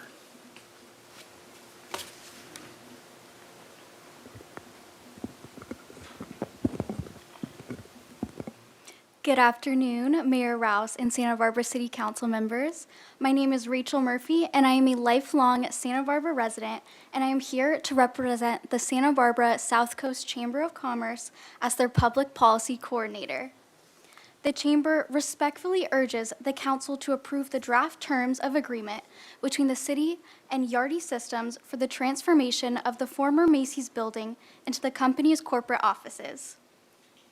The Chamber proudly represents hundreds of businesses in our community and has consistently advocated for solutions that bring energy and economic vitality to the downtown corridor.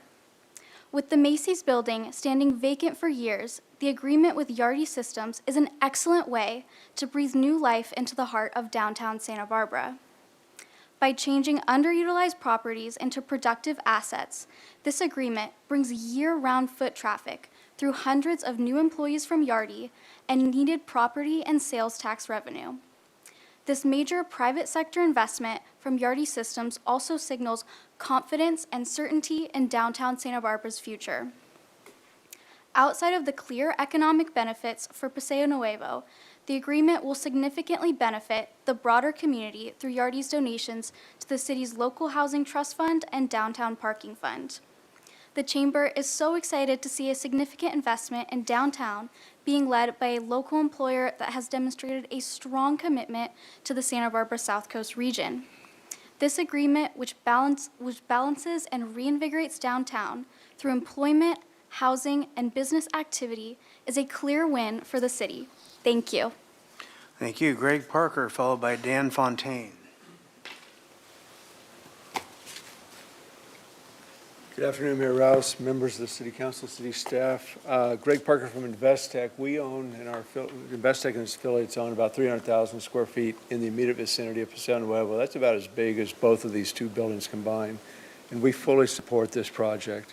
We've suffered a long time for the challenges that all of downtown suffers, and we're actually marveling what a difference 6 months makes. December 2nd, we were here listening to AB proposing something that was kind of baked and kind of half-baked and kind of promised but kind of not promised. It was a little vague. And now we have a comprehensive approach to reinvigorating the entire mall with all the buildings, including the shops in between. I think it's remarkable that we're here today, frankly. The negotiated framework is a vast improvement over the prior proposals. It allows for adaptive reuse of both buildings, which significantly will accelerate the revitalization of downtown.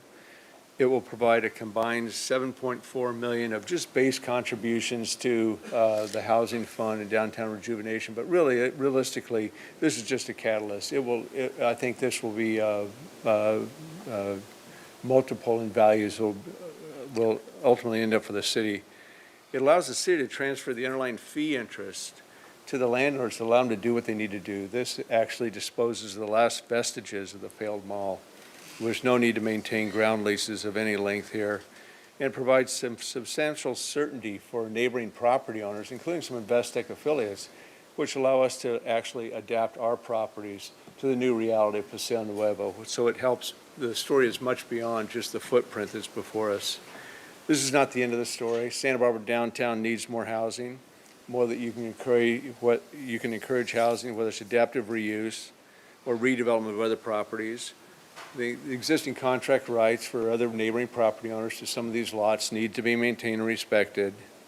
And I think all retail actually should be located out on State Street. There's a lot of vacancies out on State Street, although there's some talk about putting residual retail back here in the mall. I think creative approaches to some of those inline buildings need to be evaluated. Credit where it's due. This is a quadruple win, if not more. The city wins, Yardy wins. the owners of the properties win, and the entire community win. I think credit where it's due, Kelly McAdoo, Tess Harris, the team, bringing us to where we are today compared to where we were 6 months ago is a fantastic. Yardy deserves a thanks for all of us for making such a commitment to their town and the future of downtown Santa Barbara. And council members, you guys deserve some kudos too. You know, you didn't blink with the take it or leave it proposal. You knew Santa Barbara deserved better. So now better's before you, and I urge you to support this and direct staff to proceed with the final agreements necessary to implement the proposal. Thank you. Dan Fontaine, followed by Bob Stout. Mayor, council members, my name is Dan Fontaine. For nearly 20 years, I've been the executive director of the Wilderness Youth Project, an environmental education nonprofit. In the capacity of my work in the nonprofit sector, I've been in a relationship with the Yardy Systems and the Yardy family. And time again, I've seen them invest in the betterment of our community. Kevin Yardy stole some of my material today. It's a historic day. I've never heard any member of the family talk about the good things they do for our community publicly, and I was thrilled to hear it aired today. I can attest that his was a humble recounting of the things they've done. There is even more that they've done for this community. As fun as it would be to recount the public benefits that this project offers, that was covered by an excellent presentation from your staff in pages 18 to 22 of the presentation. And I'll just close by saying I agree with them and I strongly support this project. Thanks. Thank you. Bob Stout, followed by Lee Heller. Hi, good afternoon, Mayor Rouse and members of council and city staff. My name is Bob Stout. My wife and I started the Wildcat Lounge in 1992, so for about 40 years, we've had the big white building right in front of us every day. When I open the door, I see Macy's, I've seen Broadway, it's been a number of things. I strongly support what's going on, I'm very excited. But I would like to kind of turn to these two women here who are speaking to the need for housing for low-income people. If that was possible, I think it would be the best thing possible because so many of my employees make that price range. They would activate downtown, they would be around, and whatever you can do to make that happen. I know it's a huge task. I've talked to some really good developers, some really good people who say it's really difficult to do, to pencil out. But I want to give them credit for saying that. I think that's true. Having said that, I so much support this. I'm so excited. For so many reasons, I'll save you some time by not going into it, but it's going to be good for the neighborhood. I think I've been up here a number of times the last 5 years talking about outdoor dining in State Street. I think the master plan and the work that you've done recently to kind of relieve this burden of what's going on, everybody downtown, I can say from my perspective, is somewhat relieved and sort of looking forward to things happening. This fits in perfectly, so I strongly support it. Thank you. Thank you. Lee Heller, followed by Anne Marie Cameron. Mayor Rouse and council, thank you for your time and attention today. I was one of those people who was so excited when we thought we were going to get up to 600 units of housing at Paseo. And I was pretty disappointed when I heard that that wasn't happening, although I totally understand and agree and was grateful that this council, and I'm looking at you, Councilmember Sneddon in particular, stood firm when Alliance Bernstein was trying to bully us.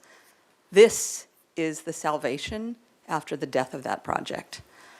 It was so disappointing to realize that that wasn't going to happen. And then suddenly this local company, who we all know, and who we know are good corporate citizens who really care about this community, is coming in with a project that will take this dead property and revitalize it, and with the Nordstrom's property, enable us to have some housing.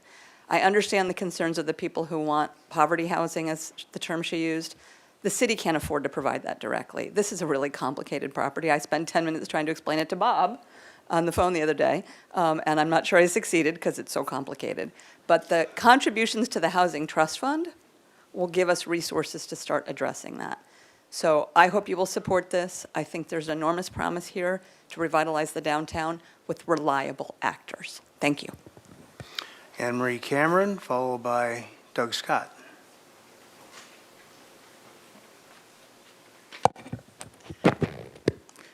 Good afternoon, Mayor Rouse and Council. My name is Anne Marie Cameron, and although I serve as a community leader in the nonprofit sector, I am here today to speak strictly on my own behalf as a longtime Santa Barbara resident. I want to be transparent that I have no stake in this proposal, and actually Yardi doesn't support my nonprofit, so there you go. Not yet. But I am simply here as someone who deeply loves this city and cares about its future. I have lived and worked in Santa Barbara for over 40 years, and I have fond memories of walking down State Street years ago when the second story of State Street at night was lit up by the local residents that lived above the businesses. It was truly a vibrant ecosystem then, and one that we'll get back to, I'm sure. I remember when people used to come down from upstairs for dining and shopping and all the local festivals. That balance was made possible because of vision. I believe today what is needed is a healthy, intentional balance, one that invests in sustainable living for local residents and local businesses, not just a tourism economy that has come to dominate so much of our civic identity. A community that only caters to visitors risks losing the very soul of what makes it worth visiting in the first place. I want to be clear, I do not believe that government can or should be expected to solve social challenges alone. History tells us that most of the extraordinary things that happen in Santa Barbara almost always have roots going back to people. Our iconic landmarks, cultural institutions, and greatest civic accomplishments trace back to philanthropists, neighborhood coalitions, and citizen groups. The community spirit is still here. What we need from our local government is not to carry the load for us, but to create the conditions through zoning, policy, and investments, and allow our community to thrive and lead. I know it is your job to listen carefully and consider the comments and concerns of your constituents, but I hope you remember that you hold something beyond that responsibility, the ability to facilitate efforts that shape the common good, not just for today, but for generations to come. And I strongly support this project, and I look forward to visiting downtown. Thank you. Thank you, Doug Scott, followed by Rich Sander.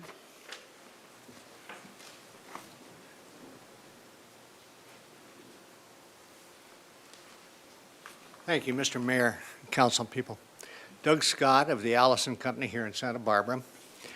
I grew up here since I was 12. I went to Santa Barbara High School, go Dons. And a little bit about by way of introduction. The Allison Company is a 90-year-old mortgage bank that finances commercial real estate and apartments in conjunction with the life insurance companies that we have longstanding agreements with. The real, and I was just delighted to learn this week that Yardi is going to occupy the Macy's building. I think that's great news. That and the development by DSP of the Nordstrom building can only be a huge boost to the economy on State Street.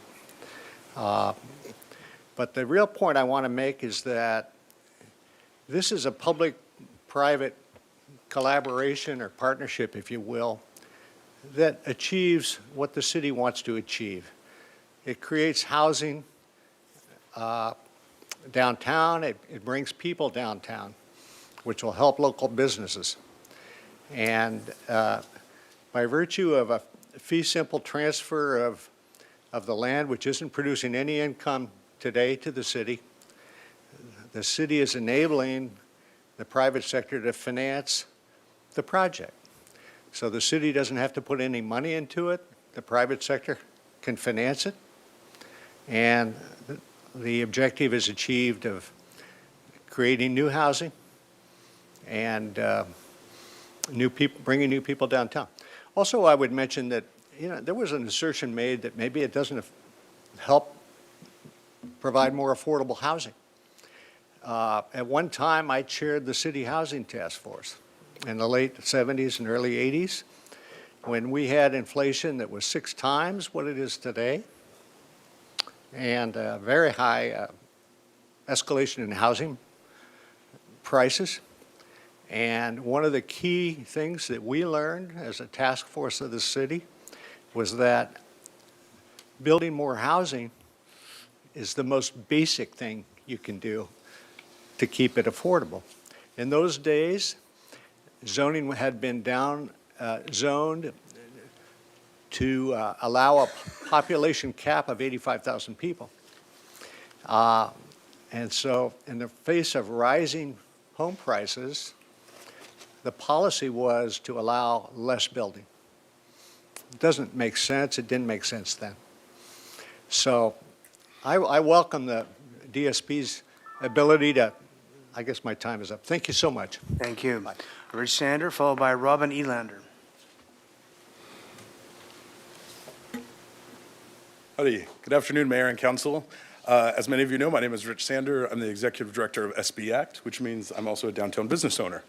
So some of you know me as the homeless guy, and you may be wondering how I wandered into this conversation about a shopping mall. And the answer is that nearly every day I spend downtown, and I've come to believe that healthy communities don't happen when we separate these conversations from one another. I've sat with business owners, some who are here, who are worried. I've talked with residents who are frustrated. I've walked alongside community members experiencing homelessness who are trying to rebuild their lives. And I've watched what happens when a downtown loses activity, investment, and energy. So I wanted to speak briefly in support of bringing this proposal forward. What excites me about this project is not just the project itself, it's the possibility that comes from it. For years, we've talked about the need for more housing. We've talked about activating downtown. We've talked about filling vacant spaces and creating a neighborhood where people actually live and not just visit. This proposal moves us in that direction. This project will not solve every housing challenge we face. We still need affordable housing, supportive housing, and workforce housing, guaranteed. But we need to stop treating housing as an either-or conversation. Santa Barbara needs more homes, period. The end. I also want to acknowledge Yardi. In my work over the years, I've seen firsthand how much they've invested in this community. They have supported housing efforts, homelessness programs, nonprofit organizations across Santa Barbara, and they have consistently stepped up with the community when the community has asked for it. I'll also say something that may sound unusual coming from someone who works in homelessness every day. A thriving downtown really matters. Not because it's good for one group of people, but because it's good for all of us. The truth is that we don't solve homelessness by ignoring the concerns of residents and business owners. We don't build a healthy downtown by ignoring people who are struggling. We move forward when we create a community where everyone has a stake in the outcome. Political will comes from trust. Trust comes from people seeing that their concerns matter and that progress is possible. When downtown is healthy, when housing is being built, when businesses are succeeding, when people feel invested in their neighborhood, we create the conditions, I should say, for real solutions, not just for homelessness, but for Santa Barbara as a whole. This proposal gives us a chance to move forward, and with that, I hope that you give it some serious consideration. Thank you. Thank you. Robin Elander, followed by Rich Applebaum.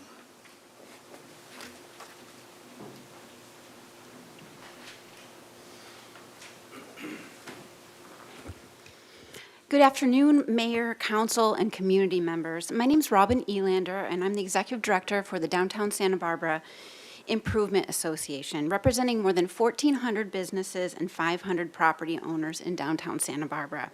As a person who works day in and day out to revitalize downtown and to create a more welcoming space for residents and businesses to thrive, I could not be more excited about this project. For nearly a decade, the former Macy's building has sat vacant. The former Nordstrom's building has been empty for years as well.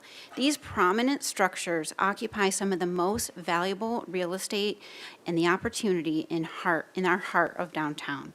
Yet today they contribute little to the energy, activity, and economic vitality we all want to see. This proposal before you changes that.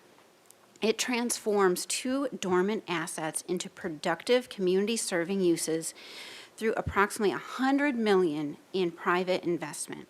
This proposal brings hundreds of employees downtown through Yardi Systems corporate headquarters and creates significant new housing units for our downtown community.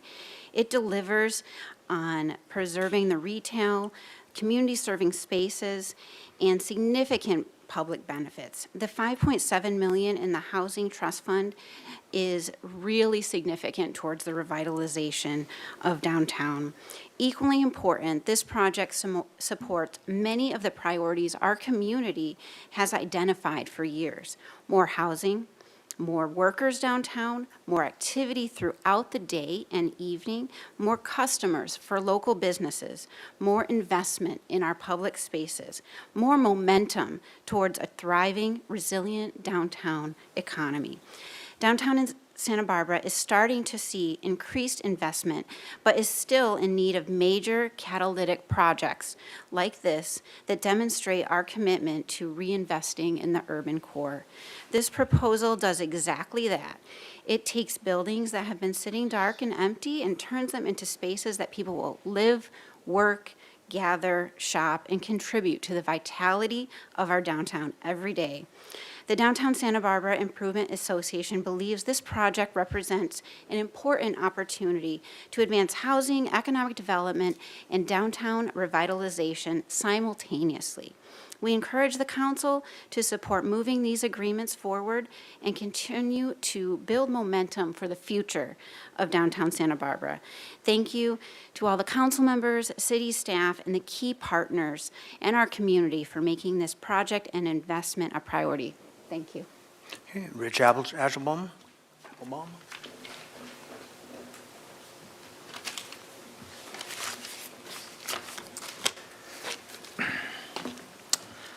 Good afternoon, Mayor Rouse, council members.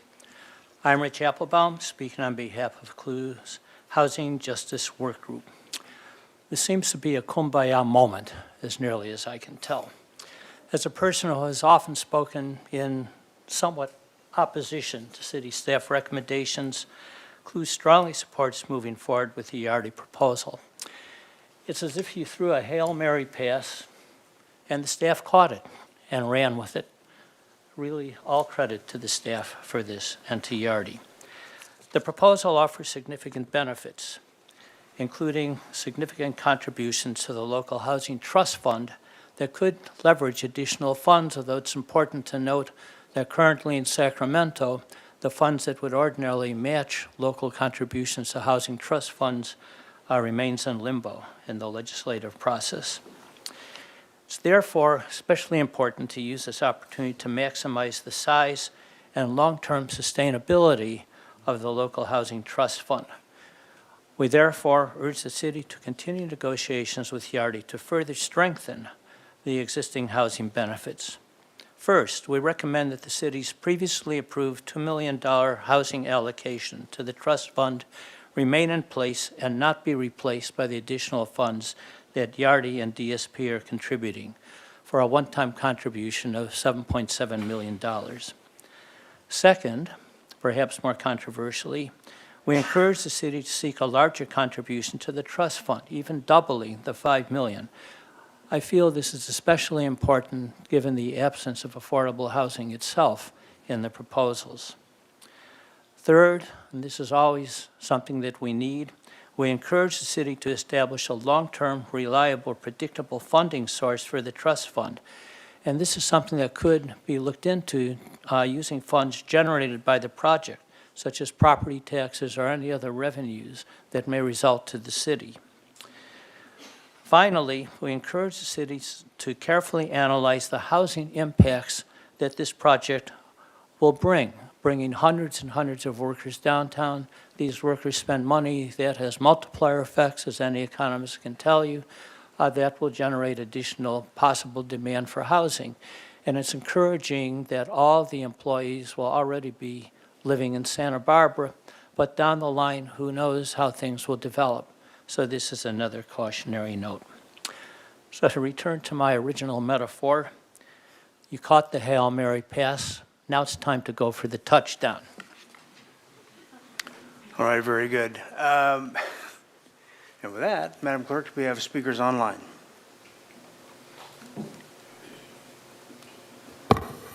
We do, Mr. Mayor. One moment, please. Okay, our speakers who raised their hand by the deadline are going to be Nancy Avos, Marge Caffarelli, Sylvia Bernard, Kevin Heim, Robin Elander, and then Cassandra Ensberg. So Nancy Avos, please go ahead.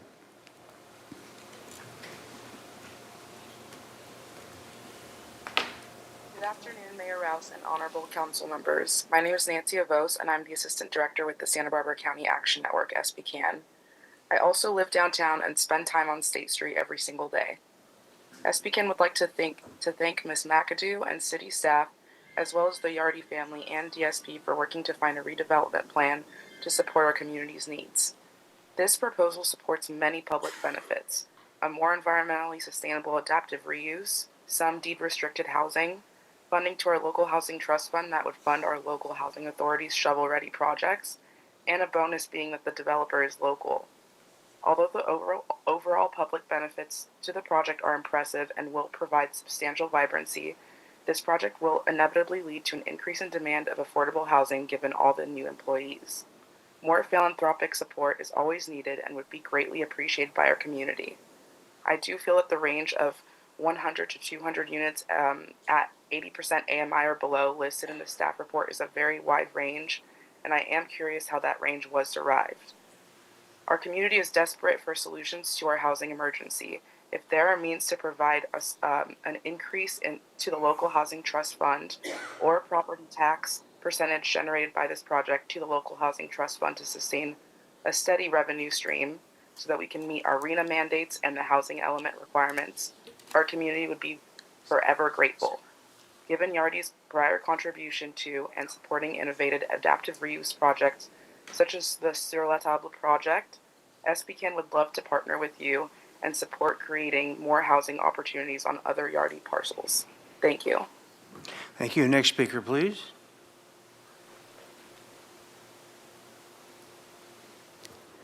Next speaker is Marge Caffarelli. Marge Caffarelli, please go ahead. Good afternoon, Mayor Rouse, council members, and city staff. My name is Marge Caffarelli, and I'm speaking this afternoon as a Santa Barbara resident, and I will say I was the developer of Alma del Pueblo and the Santa Barbara Public Market.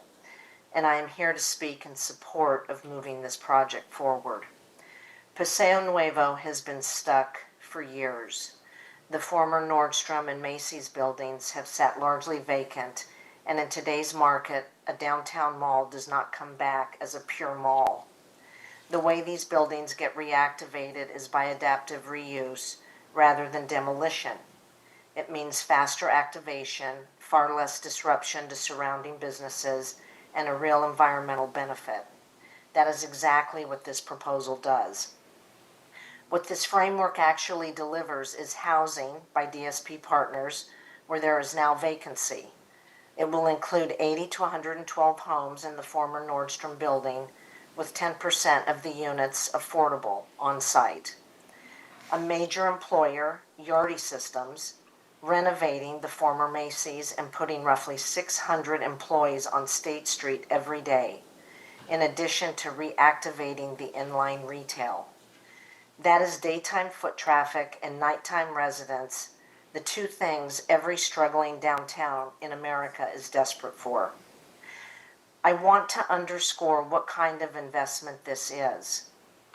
Yardy is putting an enormous amount of private capital into the heart of our downtown, taking on the Macy's building, which has been vacant for years, and the entire inline center, committing millions, and I want to underscore millions of dollars in direct public benefit by contributing millions, and again underscore millions, to the local housing trust for affordable housing. And I would like to just say that, you know, it would be great if much of the housing is earmarked for 60 to 80% of area median income, which is our missing middle in not only this country, but in Santa Barbara County. This is the kind of transformational investment State Street has needed for years, and the risk is carried by the private partners, Yardy Systems and DSP. not the public. It matters that this is Yardi. They are a local company.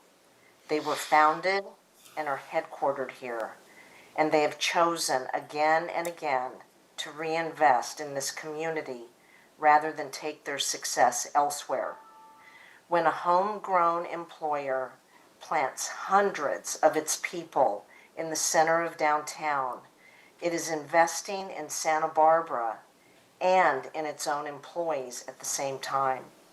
That is a commitment to this city you cannot import. It is one we should never take for granted. Thank you. That's time. Thank you. Can I just finish this sentence? Go right ahead. Deals this complex with this many parties rarely come together.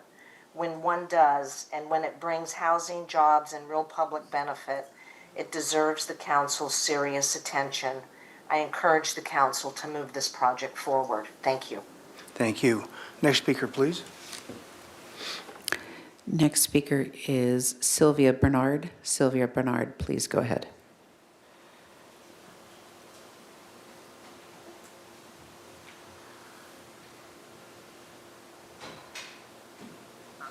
My name is Sylvia Bernard, and I am the CEO of Good Samaritan Shelter. I'm here to speak to a unique and important relationship. Ms. Bernardi, we're having some problems with the transmission. Maybe we can move to the next speaker and call on you again, and maybe you can re-log on to get a better signal. And Ms. Bernard, you may have it on, oh, we'll stop.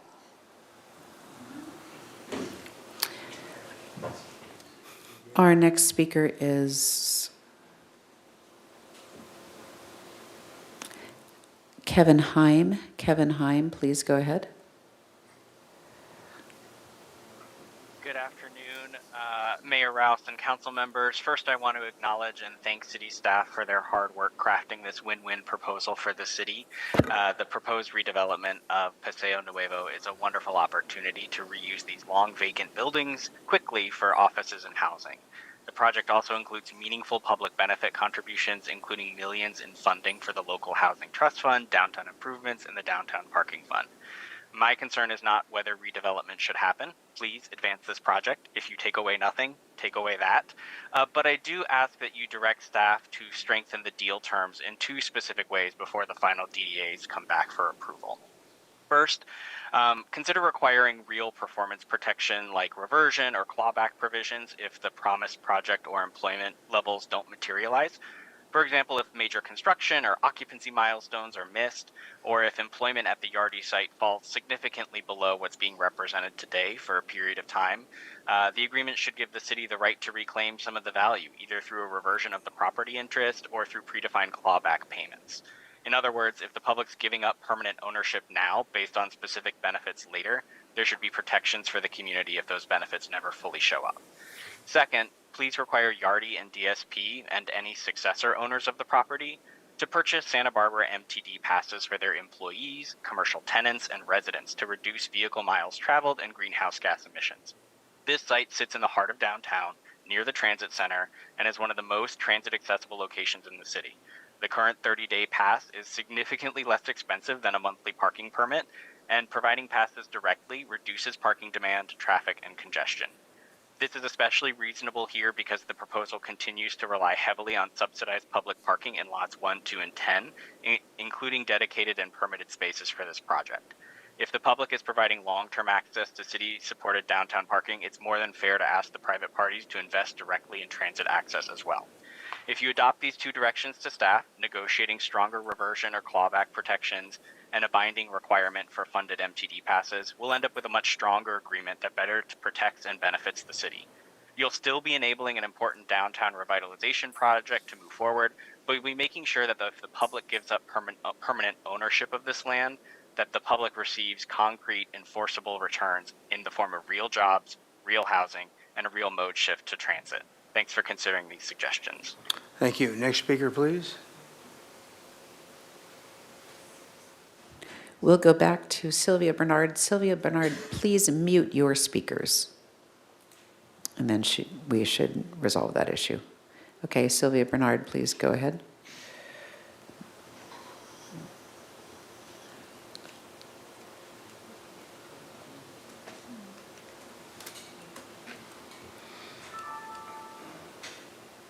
Sylvia Bernard, you can unmute and go ahead. Can you hear me now? Yes, good. Yes. Yes.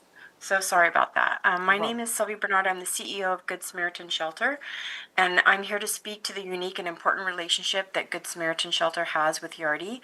We first got to know them during the pandemic when our shelters were in crisis, needs were extreme, and funding was limited. Yardi reached out to ask what we needed. They responded immediately and repeatedly with major contributions. After the pandemic, as we expanded street outreach services into the city of Santa Barbara, we were looking for office space. We also provide housing for hundreds of individuals that are placed in housing in Santa Barbara City. Offered us the upstairs offices at 12 East Carrillo, space that they had planned to convert to residential. They charged us a very small fraction of the market rent for us to be able to occupy the space there. In January 2023, you might all remember the major rainstorms that hit. Our usual warming centers were not equipped for 24-hour service. People were spending all day in the rain. I approached Yardi about using the ground floor of 12 East Carrillo as a 24-hour warming center, and they checked with the neighbors, confirmed it was okay with the city, and approved it within hours. We served more than 200 people there for over 3 days of storms. Yardi is by far our largest corporate donor, and they give every single year. In December of 2025, they generously donated a building to us on Haley and Santa Barbara Street, where we're going to provide 16 residential treatment beds for men. They gave us the funding to get it ready for that use, in addition to the donation of the property itself. This is one of the biggest gaps and critical needs that we have in our county is residential treatment for those needing drug and alcohol treatment, and to serve the most vulnerable people to get them off the streets in Santa Barbara City. Most of this isn't publicly known because Yardi never asks for recognition. They don't do it for PR. They do it because they think it's the right thing to do. I share all this so the city knows our relationship with Yardi is powerful and one you can count on. At every turn, I've seen them do what's best for the community. Thank you. Thank you. Further speakers?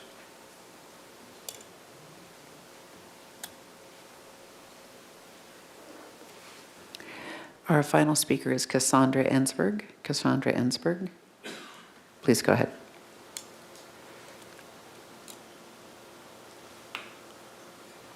Hi, can you hear me? Yes, we can. Yes, thank you. Good morning, Santa Barbara community, mayor, council, staff, the Yardis, and the Nordstrom team. I am Cassandra Ensberg, and I'm speaking as a resident I've been a resident well before the Paseo Nuevo was built. I am happy to hear from so many and for all the support today, and I too want to give my full support for the Yardi proposal and to express gratitude for the offer being presented today. We understand how enormously complex this undertaking is, and I am grateful that the Yardis have stepped up to make this well thought out offer. To agree with others and pile on a little bit, it is absolutely significant that this proposal is coming from this local family who are principled and not looking for praise or recognition. So, of course, we have to do that for them. The Yardis are long-established Santa Barbarans with a proven record of success through care and thoughtful investment in our town. This gives me relief and hope. I won't repeat the many advantages of this proposal. I will simply say that I find it to be, as presented, logical, practical, appropriate, and sound with foundational simplifications that are needed to make the success possible. Naturally, I would love it if it were possible to give more money to the Housing Trust Fund, but I understand that there are many elements and risks that factor into this endeavor, and that $5 million is a substantial number that can be leveraged. I believe the Yardis will continue, as they always have, to find ways to participate and be involved with our community in positive ways. They are reliable and they are dependable. I urge the council to move forward rapidly with confidence, to accept the offer as presented, and to look forward to the many benefits that I believe will result. Thank you. Take care. Thank you. Further speakers? That's all the speakers that walked in. Okay, with that, we'll close public comment. We'll move to council. It's obviously a very positive presentation, and even though I didn't agree with a lot of what Mr. Applebaum had to say, I like the metaphors of the Hail Mary and the Kumbaya. We're all got marshmallows on the end of our little forks. Well, please let's remember for council to stay within the scope of the recommendations the staff has given us. They've done a lot of work, and a lot's gone into this. So we'll start with Ms. Harmon. Thank you very much, Mr. Mayor. Okay, I have to start first with a thank you to the participants, the Yardies, Kevin, Mr. and Mrs. Yardy, the Shop Off DSP team, Mr. Logan, it's nice to see you here, Ms. McAdoo, our whole tireless city staff team. This is a complex transaction, as was referenced many, many times. And I think that is significantly underselling how complicated it is. Your willingness to wade through speaks volumes about your commitment, and it doesn't go unnoticed by me. Speaking of the weeds, I have to admit, I have been deep in the weeds of Paseo Nuevo for many, many years. And I've read the underlying agreements more times than I care to admit. The truth is, I don't have any questions today because I am convinced. And I can say it pretty clearly here. I am strongly and unequivocally in support of the proposals that are before us today.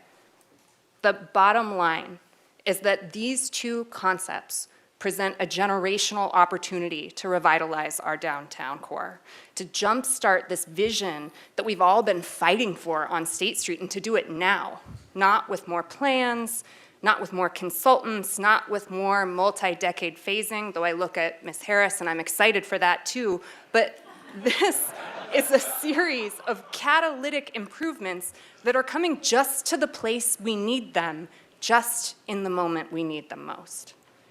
As has been referenced over and over, last year the council voted down a proposal on this same Macy's parcel. And I do think it's worth being fully transparent about why I didn't support that concept and why this one, the Yardy proposal, in contrast, threads the needle so beautifully. The December proposal left a lot of questions unanswered, not least of which that really foundational, fundamental question of, even if we approve this, will anything ever get built? And look, I was really excited about the potential for housing. We all were. Housing is a priority, and it remains a priority. But without affordability, broader outcomes were at best uncertain. And as the contours of that deal continued to change, even right up to the December hearing, and I do want to be clear, by the way, that wasn't anyone's fault. It wasn't AB's fault, certainly. It had to do with the complexity of these parcels and the complexity involved in developing housing in California, in Santa Barbara, in this day and age, excuse me. But as things changed, it became obvious to me, and I think obvious to all of us, that we didn't have a clear enough picture of what we'd be getting to justify what was on offer. What has come back before us today is, in virtually all ways, and certainly in the ways that matter most to me, of a fundamentally different character. I want to be clear that I say that really carefully. I say it thoughtfully. I haven't come to this conclusion lightly, because with generational opportunities also come generational risks. But with Yardy Systems, we are getting a partner of the highest caliber and hundreds of employees into the heart of our downtown every weekday during the exact hours that State Street struggles most. We're getting a huge infusion of capital into the local housing trust fund that can be leveraged many times over to build housing, but not just any housing, the exact kind of housing that we know we need in the city of Santa Barbara. We're getting a project that will actually get done, and that will get done now, not 5 or 10 years from now. And with DSP, with the housing at Nordstrom, we are going to get affordable units consistent with our city rules, and we're going to get another $700,000 for the Housing Trust Fund. Again, hundreds of residents bringing these most challenging blocks of State Street back to life. Unlike the prior proposal, which necessarily relied on state density bonus law to come even close to penciling out, which, to be clear, meant blowing right through the city's charter height limit and relinquishing a fair bit of our local control, these proposals don't do that. They rely on our existing rules. They're not going to go taller than we allow, and the improvements can be accomplished under existing city ordinances. Unlike the prior proposal, these are adaptive reuse projects. And I want to be clear what that means. The Macy's building is not going to be bulldozed to the ground. I don't think that we can overstate the absolute disruption that that would have caused, the havoc that that kind of construction would wreak on our downtown for years. I live on Ortega Street, and I can tell you firsthand how worried my neighbors were about that possibility. Unlike the prior proposal, which meant saying goodbye to the mall as we know it, these proposals allow us to retain a lot of the look and the feel of the parts of Paseo Nuevo that this community knows and loves and is rightfully attached to. And as for us at the city, we get to keep our annual property taxes, our sales taxes, our TOT taxes, additional revenues for downtown parking, all in perpetuity.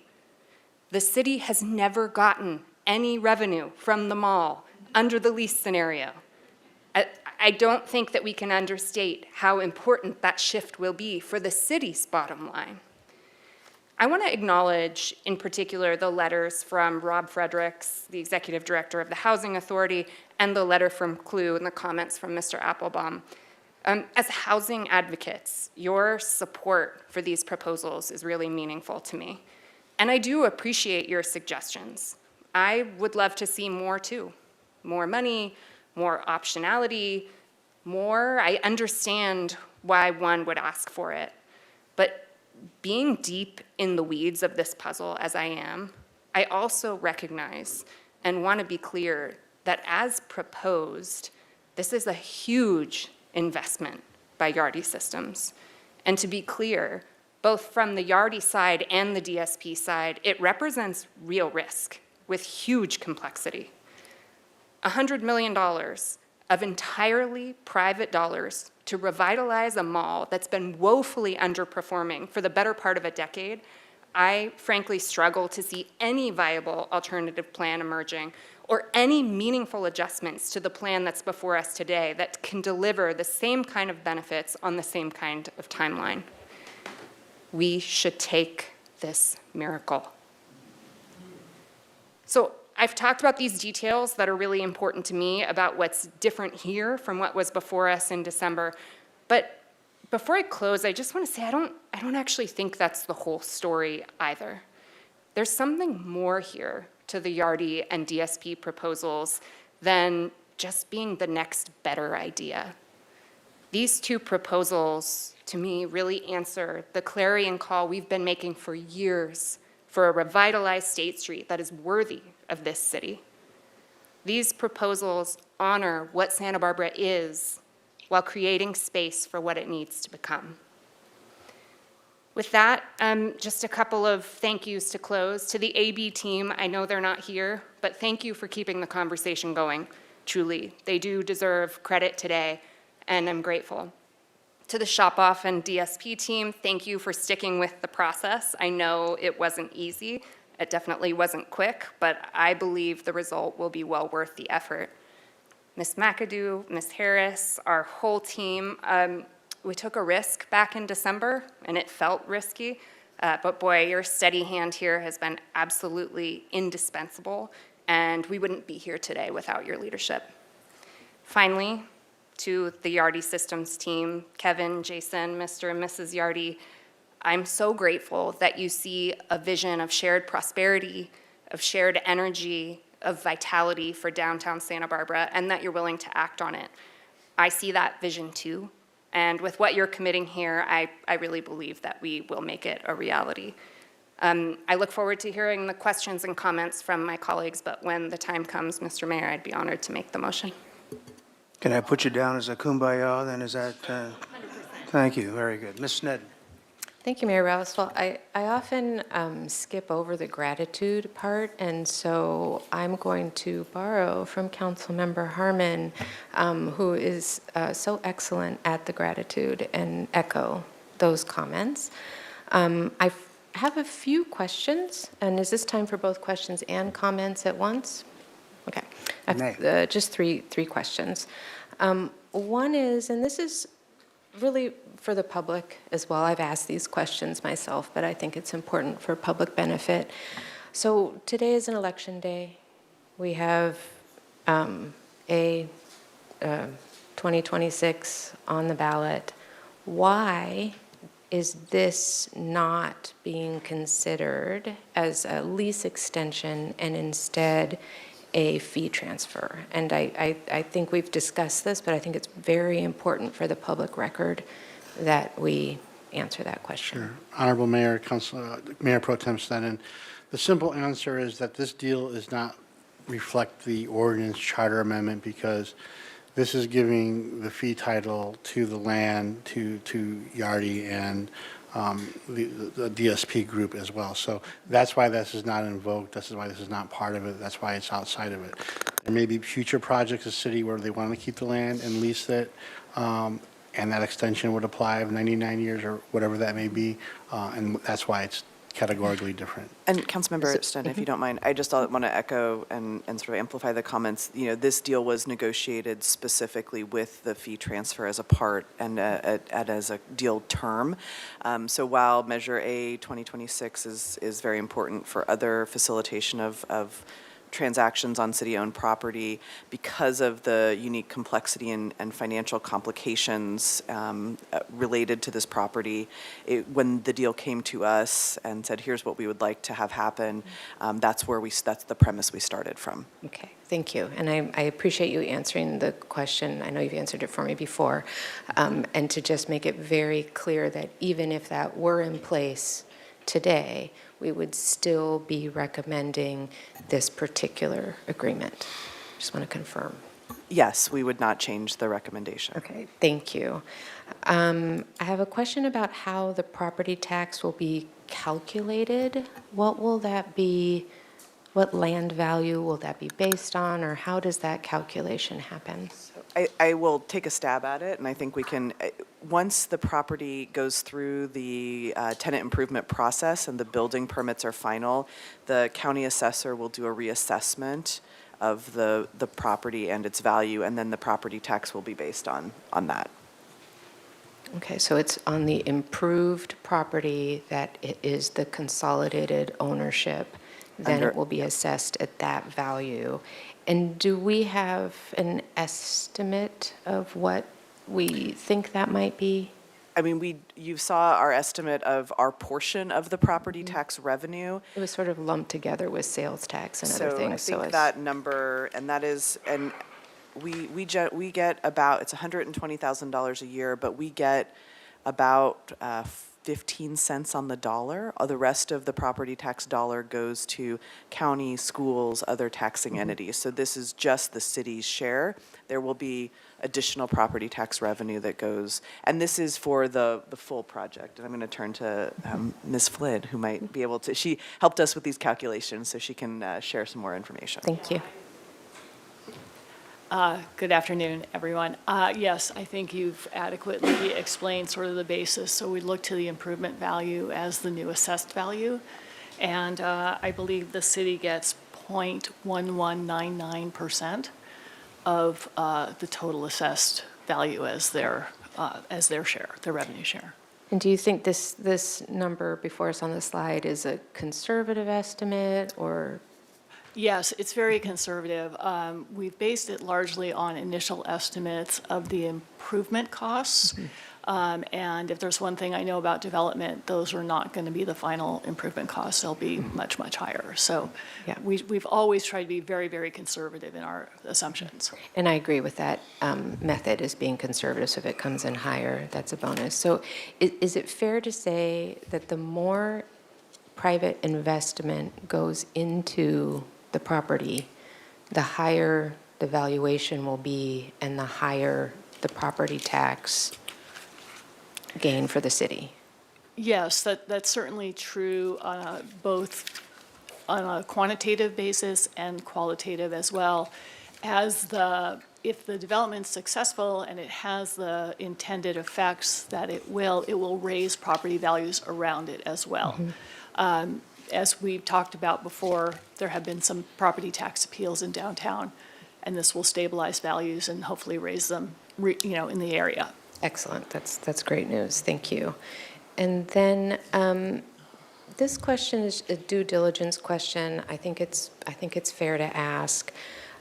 So much of this deal and public comment has to do specifically with trust in Yardi systems, proven track record, long-term history, philanthropy with nonprofits. No question, the deal as it pertains to Yardi systems. I think in the presentation and in the report, we're aware that the mall never intended to have distress. It didn't plan on having any financial issues.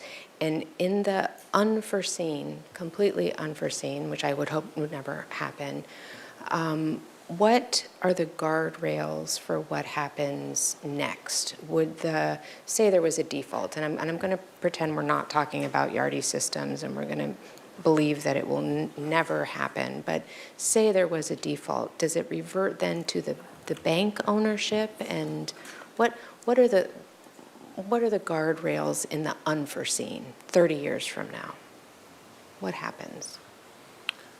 Well, Honorable Mayor, Mayor Pro Tem Sutton, I can start off with addressing one important issue. And I know there were comments about clawbacks, but that wasn't really part of the deal because, it creates, when you're negotiating something this complex and trying to balance the interest, that's such a draconian type of thing because who's the arbitrator of that issue? So the more manageable tool for that is specific performance. So that's an issue that if what the deal and the parameters of the deal are not being led to, the city can obviously have those discussions with Yardi and et cetera to follow those parameters, and if need be, go to court and enforce it. So it's not just the city being the ultimate arbitrator and decider of that. And that is one of the most important guardrails as to ensuring that what we envision here today is lasting and going on into the future.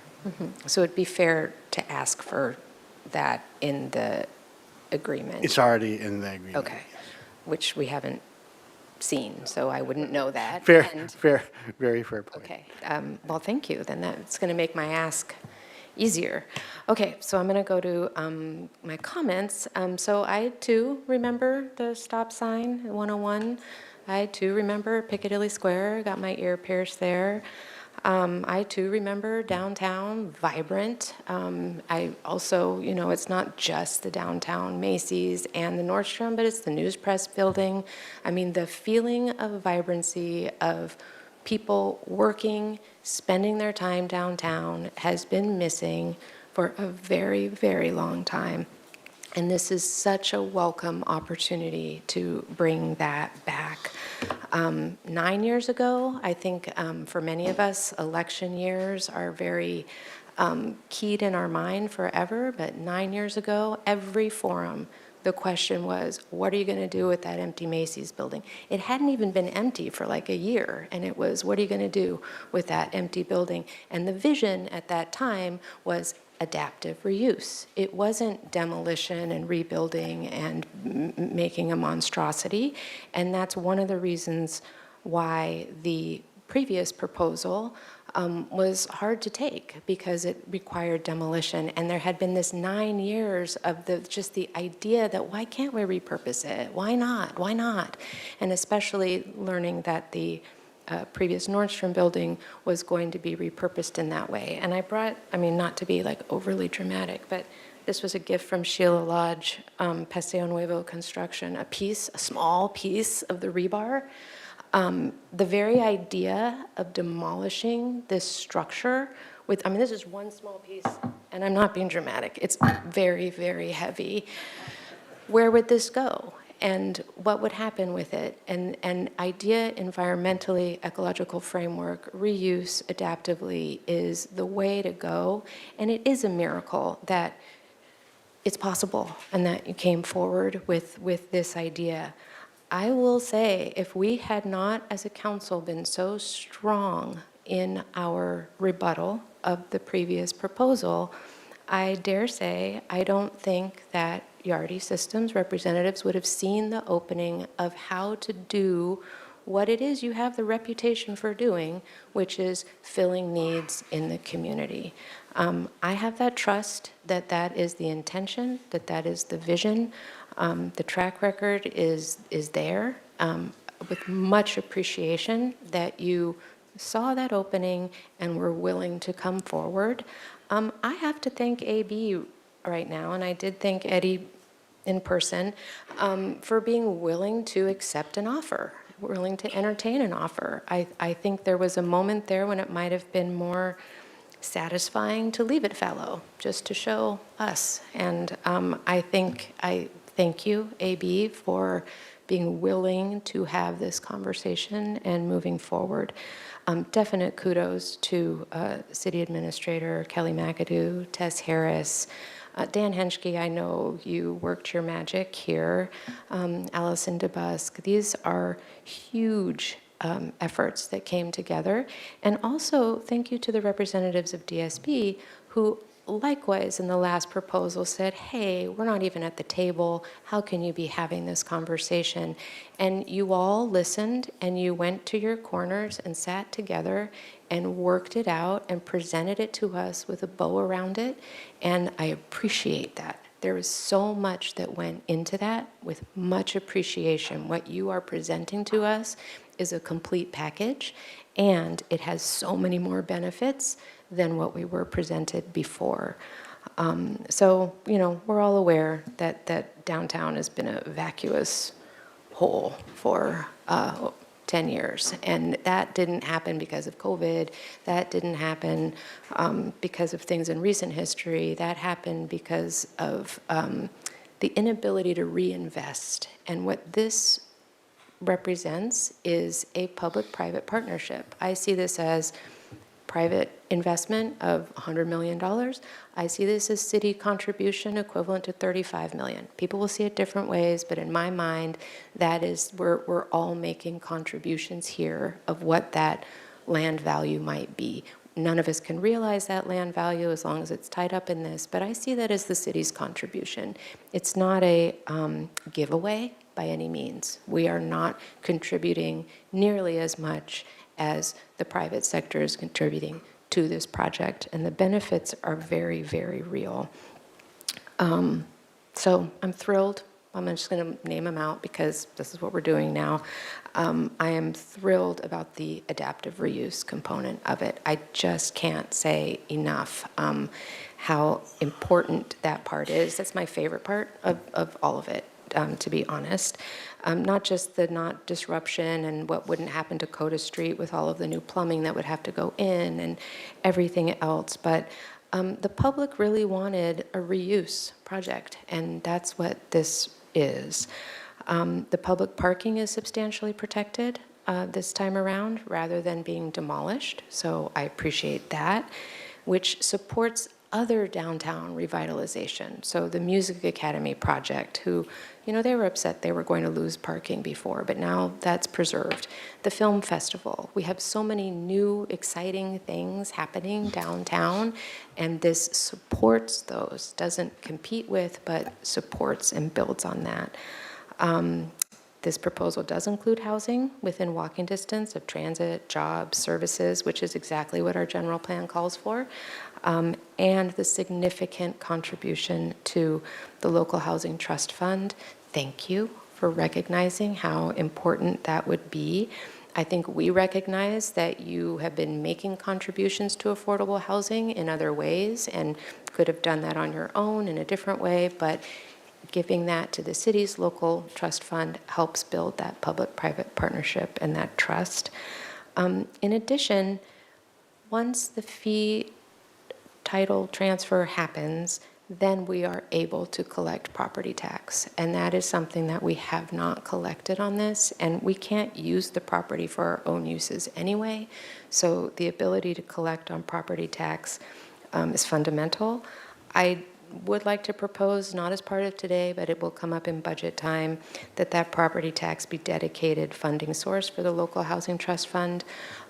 It's a number that will go up, it'll go down, I don't know, but we've been looking for a dedicated source of funding, and I see a very nice nexus here to being the contributor to that. I love the plan for community space extended to nonprofits. Many people have enjoyed the inside of that building, and it's an opportunity to get inside it again, to enjoy it, opening to State Street and creating that connection with the street as well. I love that this is a homegrown Santa Barbara company, family, bringing to the center of downtown hundreds of employees. I will say that only since awareness of this deal coming forward, I have now heard so many times how good Yardi Systems is to their employees. So that is something that, because this is so highlighted, has been, people really want to share that information, and I appreciate that. The year-round economic activity, just like when all these buildings were occupied before, it's just the sheer number of people walking back and forth is such vibrancy. So this deal is worth doing. The questions I raised tonight are in service of it going well. I hope it never does change hands, but of course, it's changed hands multiple times in the last agreement, and nobody anticipated that happening, and certainly nobody hoped for that happening. So I think it's understandable to want some guardrails there that I guess will come back in the next agreement when it comes back to us. So yeah, a lot of my comments about that had to do with addressing performance milestones, which I don't anticipate being an issue at all. But the entitlements, the HLC approval, which again, I don't anticipate these being issues. But it seems in due diligence with a project this size that we would want to have those in there.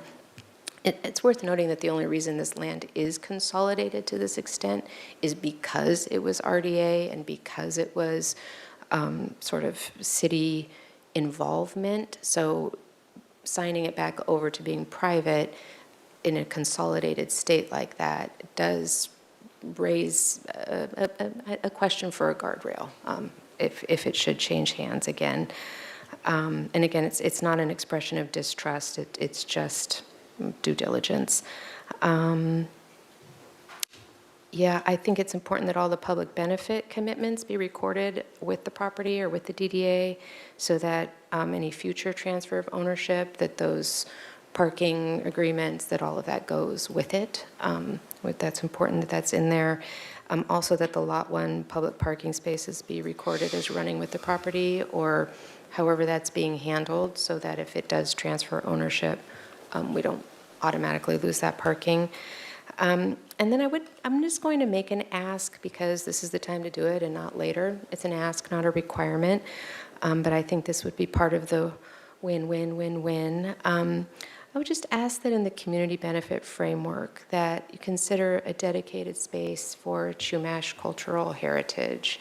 I think there are so many spaces in the inline. I think it is at the center of our city and significant cultural heritage there and deep indigenous significance. And I think that would be actually a really benefit partnership to be reaching out directly with Chumash leadership and see what kind of space would be welcome, or if it is even welcome, and have that be in perpetuity, just the same way as with the Center Stage Theater, same way with the Museum of Contemporary Art. I think that would be something that would be really special and important to that effort. And then I think beyond that, on the leasing policies in the inline, again, this is just a request, because once it's signed over, we'll have no actual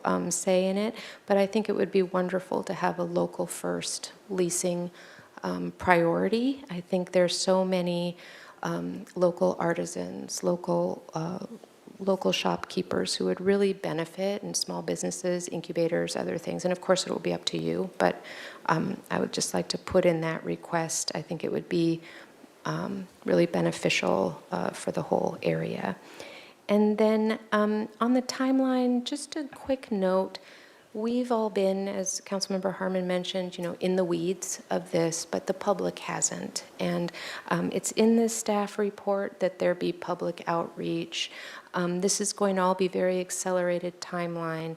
I would just ask that if the public doesn't have adequate time, if these documents aren't ready, so that the public has time to actually see them, read them, weigh in on them before the June 16th meeting, that we have it after the June 16th meeting. I think it's very important that the public just at least be able to read the documents. I mean, again, there are things in there that I haven't read or seen, so just for the public, I think, and then that's, I'm sure, what you would want to do anyway with the public trust. So I just want to close by just true appreciation. I think this is exactly what we need. Again, 9 years ago, it was, what are we going to do with State Street? What are we going to do with the Macy's building? We didn't yet know that the Nordstrom building was going to be empty. We didn't yet know what was going to happen. And this is such a welcome opportunity that's fast moving, that's going to happen quickly. And I do see it as a true partnership, and we're all making contributions, all letting go of some things, all gaining some things, and I'm very, very grateful that this came forward. Thank you. Mr. Friedman. Thank you, Mr. Mayor. Thank you to my colleagues for your comments. What a quite a different tone than the last time we were here back in December. Very, very different. And if you remember, I had a Patrick Swayze quote, so I have a second one for Councilmember Harmon from the movie Ghost. Ditto, everything you said. So much better outcome today, and appreciate everything. So first, we've all mentioned it, the win-win, win-win. For those of you who know my former boss, it is election day, Congressman Carbajal. He always said, I want to win, win, win, win, win, win, all the time. So I'm glad that today is bringing that opportunity to us, because this is definitely going towards our future of the city. And first, just want to thank our partners here. This was a very complex deal with the Yardy family. Really appreciate you coming to the table. And it's important for the public to understand that this is not a Plan B project. This isn't because what happened in December went away and we're trying to find something that is a replacement for that. They are two completely different projects.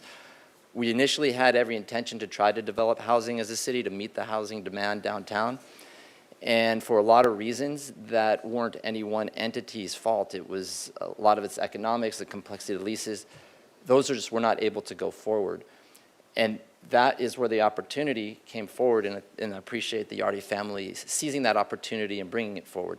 I'd also like to thank DSP, because you've been a player in this the entire time. You have a vested interest in it, and you have consistently come forward with the adaptive reuse project, which goes a long ways towards keeping the Santa Barbara feel. We saw the presentation tonight, so I thank you for bringing that to show what it's going to be, but also to provide the housing that is desperately needed for downtown, and the contribution to the local housing trust fund. And then also to AB, they had a lot of reason after that hearing to come back, wait a while, sit it out, perhaps see what happens later on, and come back and let everything cool off. But it took a lot of work, and I'd like to thank my two colleagues, Councilmember Harmon and Jordan. I was on the ad hoc with you and our staff that really worked with AB. That was the initial part of those discussions to really rebuild the trust that we could get something done if we worked with all of them. So those early discussions with AB were that the ad hoc put together with our staff, Ms. McAdoo and Mr. Doimus, really encouraged them to come back to the table. And then the proposal from the Yardy family came in and was really shifted into high gear. And that today has led to something that is really transformational for downtown. When we talk about the revitalization of State Street, the downtown economy, this complements so much of what is already going on. There are already other private investment that's going on. We see it all the time. We talk about the Music Academy, the Film Festival, Library Plaza was in there, the Granada did their remodel, the Libero, the New Vic Theater, UCSB coming to State Street. All of these are happening, and now this was something that had to happen at the same time, because without the revitalization of Paseo Nuevo, all those would be individual projects. This is the one that's going to bring them together. So it really is a day to celebrate. And this project, it really checks all the boxes.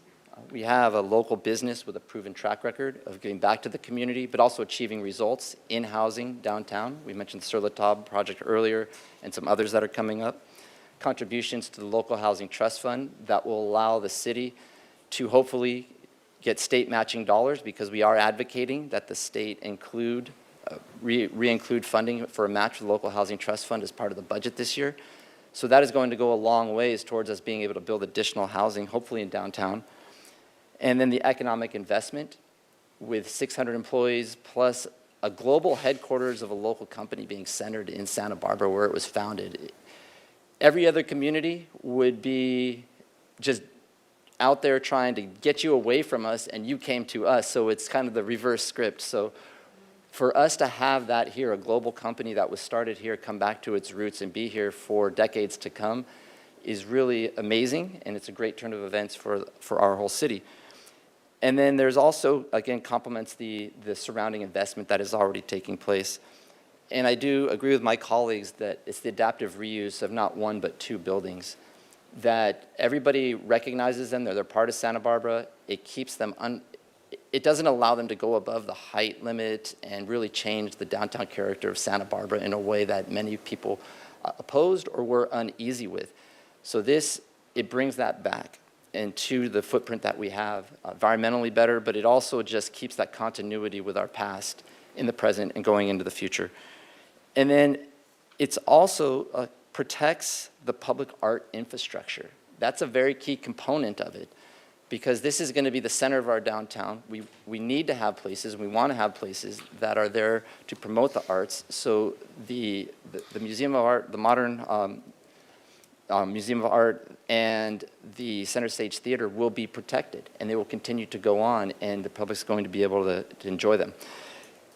And that is something that, I see Mr. Jenko over there, that is something that is essential to revitalizing downtown. It's not just about having people downtown to go to restaurants and shop. We want people to have that experience, and to be able to experience the arts in the many different ways will be a key factor going forward.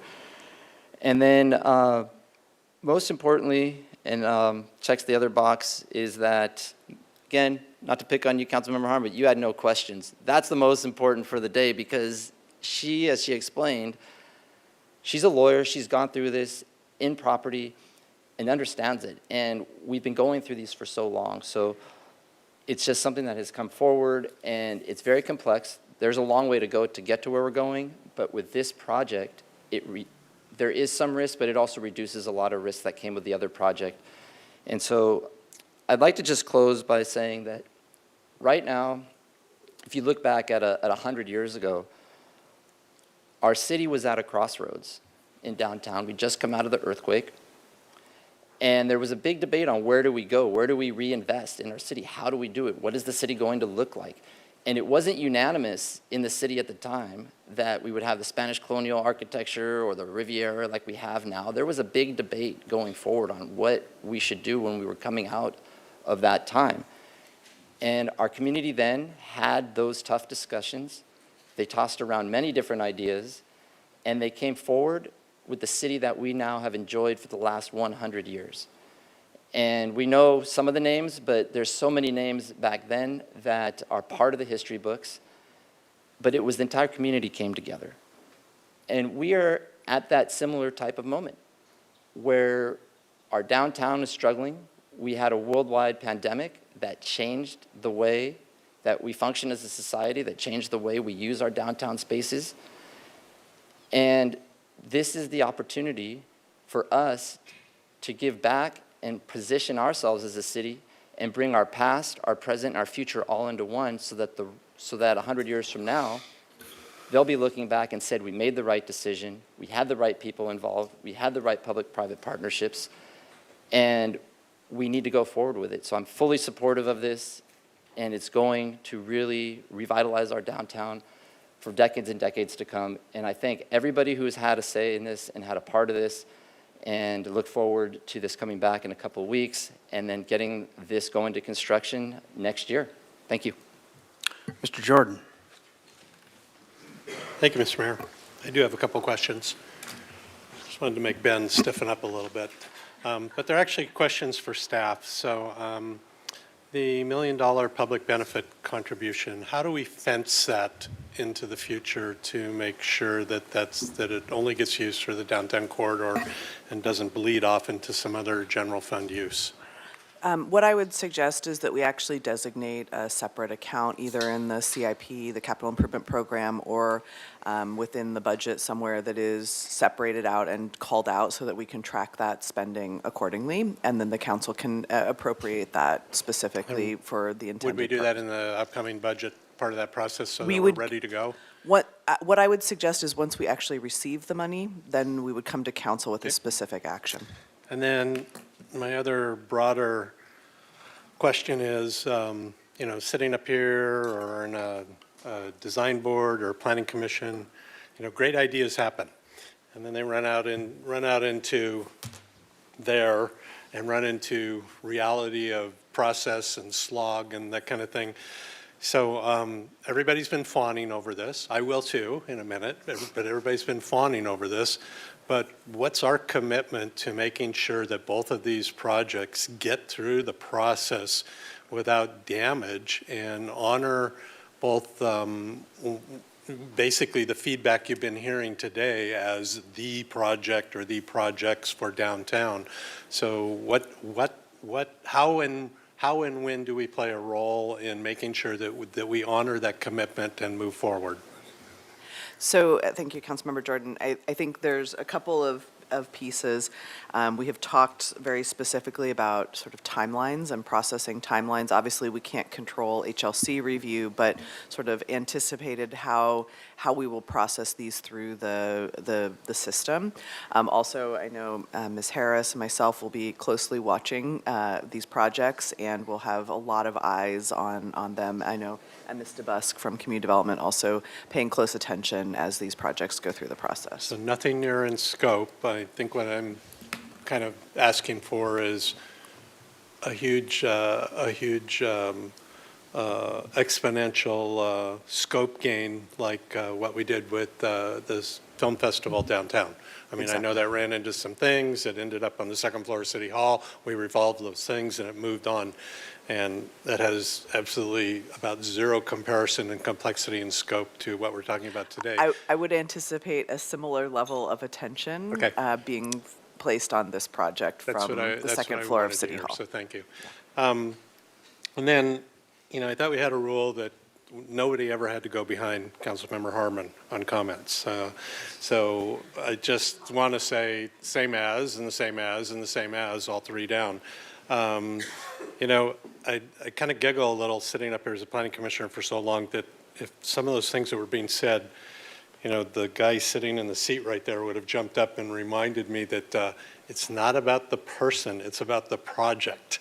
And today I think we're getting away with a little bit because it's rather unique to have this particular, actually the two groups, I'll give you both credit, but to have both of these groups at the table and to be able to use a little license there and talk about the people involved with the project too, because that makes it a significantly different dynamic than just a normal project. Some of the people left the room that I really heard great things from, but for me, again, I would just echo the three sets of comments you've heard already, but everything about this says ready, set, go, and go in big capital block, you know, type letters. And then my favorite downtown Pokey owner guy walked out, but his quote was, investment creates confidence.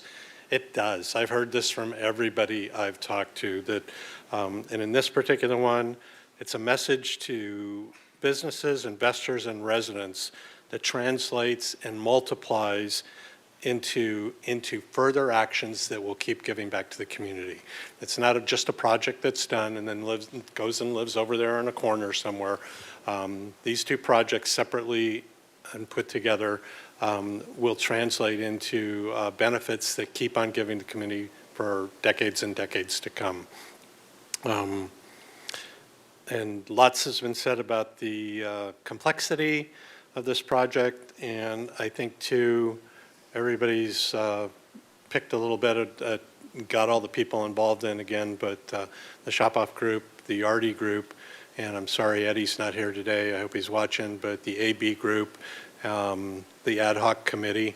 I think, you know, for those who are sitting out there watching or listening or want to comment starting tomorrow, this proposal did not start with all the bells and whistles that you're seeing in this proposal. This proposal started as two buildings just being developed, and it was both the ad hoc committee and staff's hard work with rebuilding trust and working with those partners to get all those other community benefits built into this and work with them.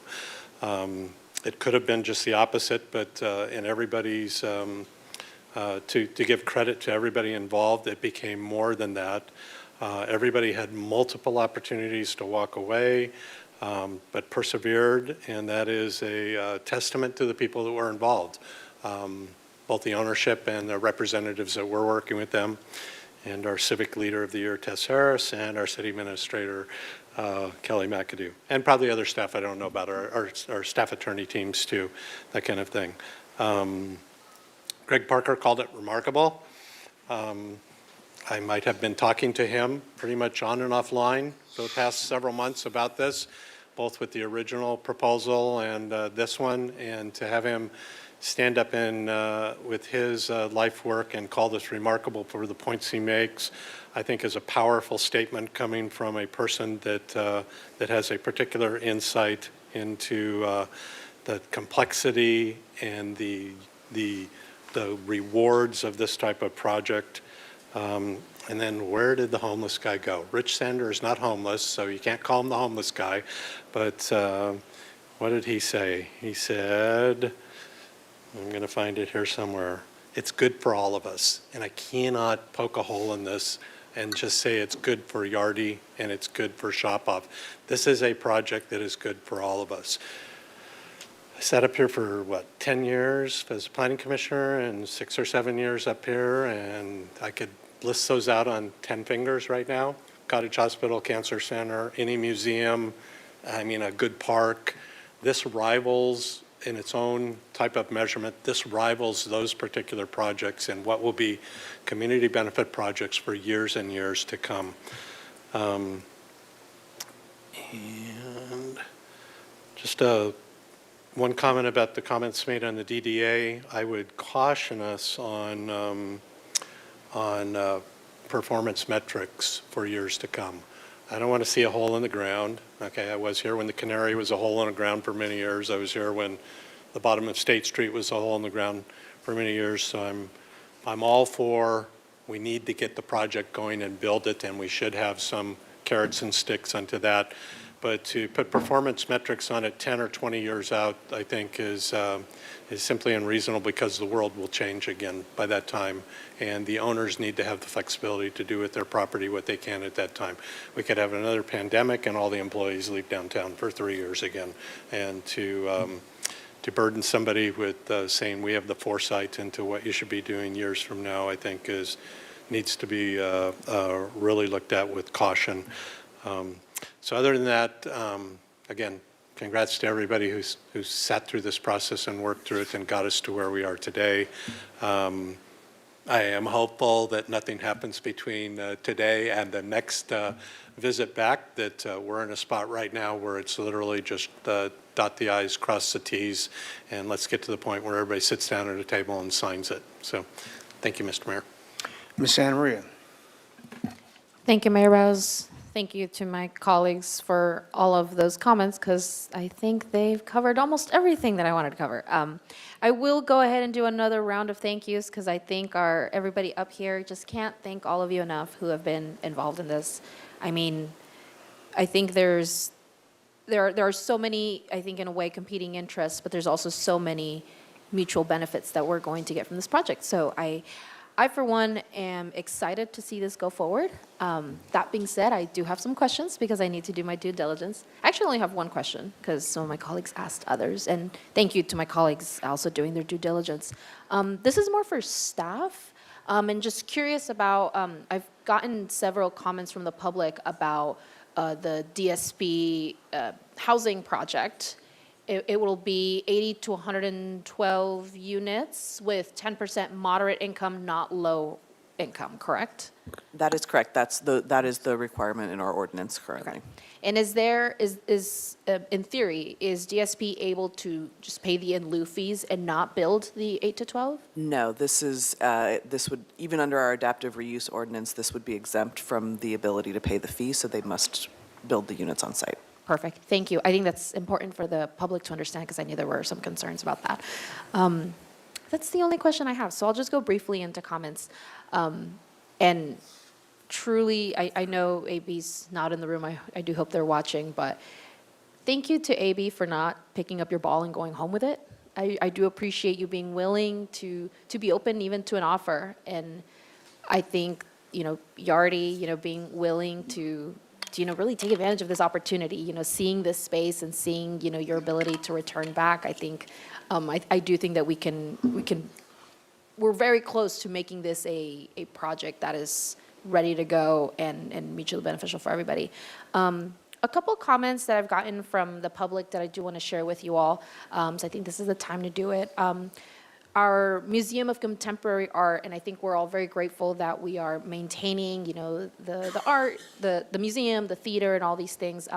But the Museum of Contemporary Art is requesting to be involved in the conversations, and of course, there's a limit to that, right? I understand, but wherever possible, I would like to request that those nonprofit entities be consulted so that this project is able to benefit everybody and not leave anyone behind, because that was definitely one of my concerns at our December meeting, that DSP wasn't at the table. And so I think just anybody that is affected by this project or involved in the project in one way or another, either through proximity, et cetera, I think it's great to consult with them just to make sure that it won't be a disruption to the neighborhood, I don't think, but I think it'd be just good to consult with folks.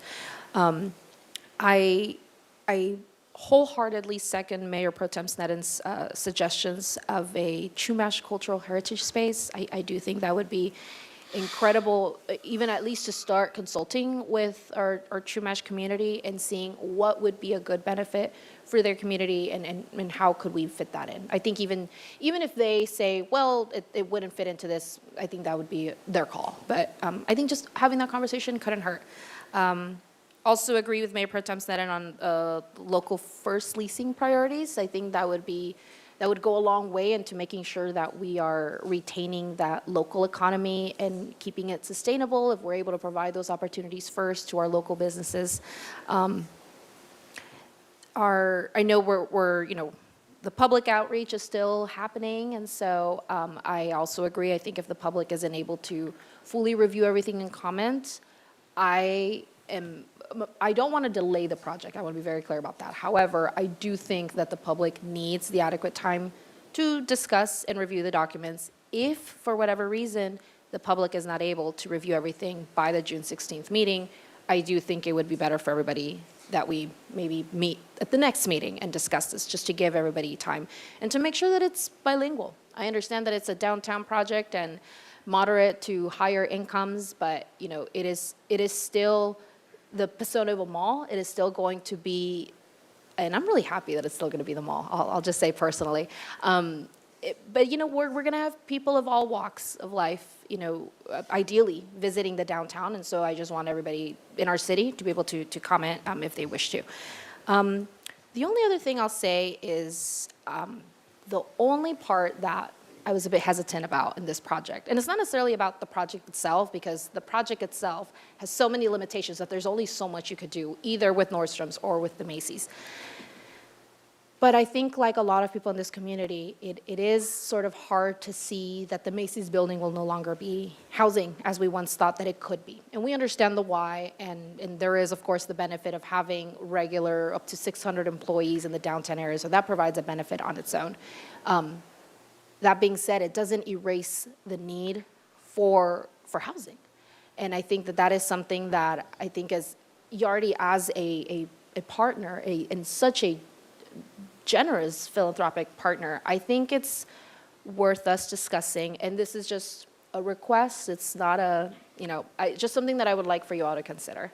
But as we are talking about contributions to our local housing trust fund and making sure that we can leverage those funds, I forget which public comment made this point, but it's critical to understand that right now the state matching funds would have, is usually what we rely on. But right now, those funds are not really secured at the state level, and we can't necessarily guarantee that. And so we need to make sure that we are remaining as competitive at the local level so that we can use those funds to leverage those into additional funds to build more units. So with that, my request for consideration would be if, before we bring back the DDA, if you would consider either a higher initial contribution to the local housing trust fund, or alternatively, a lower initial contribution, but rather make it an ongoing contribution. And I just want you to consider that. You don't have to say yes or no right now, obviously. But my thinking is that we really could establish a long-term partnership where Yardi is a partner in both the commercial redevelopment and investment of our downtown, but also in helping ensure that, everybody's putting in their chip to help with the housing crisis. And while it's really encouraging to me personally that the relocation from Goleta to Santa Barbara doesn't necessarily increase the demand in housing because these folks are already housed, they're coming in from Goleta. And I was especially encouraged to hear the Ventura office in the collection in Oxnard would make it so anybody from further south doesn't necessarily have to come in. So it's not necessarily going to increase all that traffic with the employees themselves. But the employees themselves and the residents at what is going to be 817 State Street are going to need more services. There are some businesses there on State Street and in Paseo Nuevo and other nearby areas that are going to greatly benefit from the additional revenue and just foot traffic. But there are services there that even those employees or the people that will now live there will need. And so it's going to inevitably, and this is a good thing, it's going to create the demand for more services, more businesses opening up. But what that also means is more service workers are needed. And they're the ones that need the housing the most, quite frankly. And I think this I think would be the final piece needed to make it a fully win. I'll add a fifth one. Because I think if we are able to revitalize our downtown, but also establish an ongoing partnership where we could have, even if it's not $5 million a year, however much that we could come together to, but really helping us identify this ongoing funding source for the local housing trust fund. I would just ask that you consider the request, because I think if we were able to get something like that, I could much more easily sell this to the average resident who may not be aware of how generous Yardi has been in the community and with other organizations. These organizations, of course, they know and they are grateful for these contributions, but some of your average citizens have no idea who Yardi is, and they may not have directly seen those benefits. But I think if we could show, Yardi is willing to be an ongoing partner in establishing and making sure that there is an adverse effect on the housing market as is. And I don't think you will have that at all, but I think it would be truly a show of you could say being a good neighbor, but really in just helping us invest in an ongoing way or in a different amount. I'll just put that in as a consideration, especially because reading through all this and looking at how other cities do this. Cities in the Bay Area, for example, they'll have commercial affordable housing linkage or impact fees. We don't have any of that here, and I'm not suggesting that we do any of that. But I think instead of applying fees that other cities would do, I think just considering us to be a partnership and considering an ongoing contribution, I think would be, that would be my request. And with that, I think we could truly see this as a win all around. So that being said, this is almost a perfect project. It is so close to being there, and I will be supporting it moving forward. But I would just request that you take a look at that and how we could be an ongoing partner and not just a one-time partner in our housing development. Thank you. Mr. Gutierrez. Thank you, Mr. Mayor. Thank you to all parties involved with this. I know it's been a difficult situation. There's a lot of the comments that have been said by my colleagues that I agree with. I do have one suggestion, which is that if the public space that you're proposing could be on one of the side streets and not State Street, just because I think it'd be more beneficial to have retail space to attract foot traffic and customers than having a event space that's only used for a few hours every few days or so. I'm just trying to avoid empty, dead areas on State Street specifically. But around the other sides of the block is totally fine. That's just my one suggestion. Everything else I'm pretty much in favor for.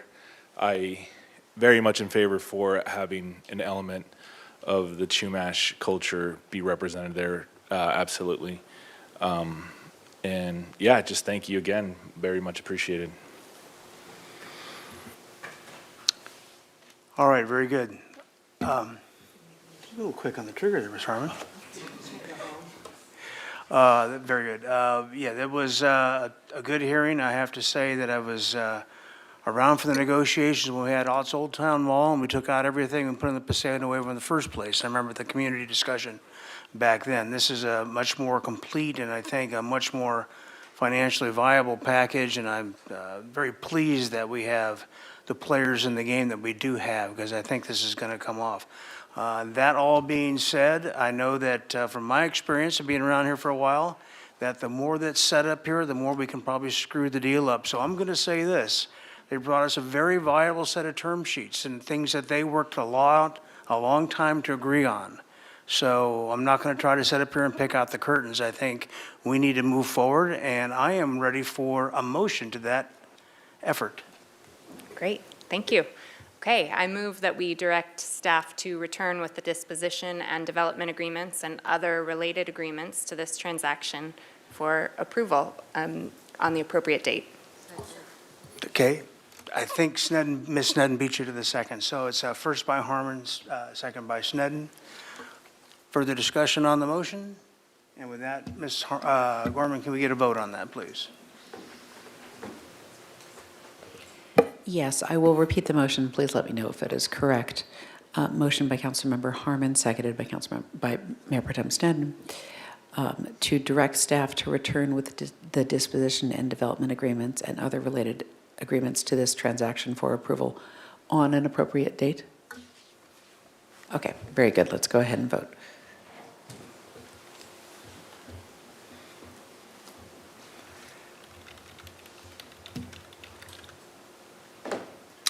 Approved unanimously. Nicely done. Even by us. My God.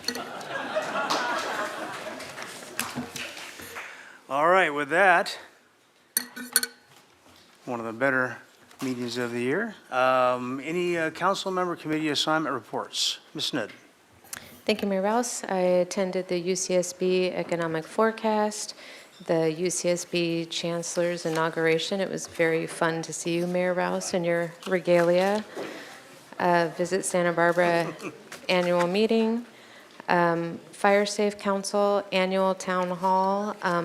The topic was the Santa Barbara Botanic Gardens and research and working with the city on fire-wise planting guidelines. Was a panelist for the MECHA panel, Santa Barbara High School. We had one of our council procedure meetings. I can tell how fascinating this is by the room. SBCC graduation and gala, attended Citizen Planning Association meeting, Gaviota Coast, Special Olympics torch run ceremony, and wishing everyone a happy Pride. Mr. Friedman. Thank you, Mr. Mayor. I attended the Summit for Youth, and I just want to thank all the youth for asking great questions of everybody who attended. I was there with Councilmember Gutierrez and Kiriako from Goleta, the Economic Forecast, Beacon, the Santa Barbara City College Gala, the Chamber of Commerce Annual Gala, and the State of the Nonprofit event this morning. And it was the first time they've done that event. They do the report every couple of years, and this was the first time that they brought the community together, and it was great to have all the nonprofits from throughout the county come together and see the data. Thank you. Ms. Santa Maria. Thank you, Mayor Rouse. I attended the Visit Santa Barbara Annual General Meeting last Wednesday, our bi-weekly Eastside Rap meeting as well, the Youth Resilience Initiative Neighborhood Action Collaborative yesterday, and I believe that is it. Thank you, Mayor Rouse. Mr. Gutierrez. I attended the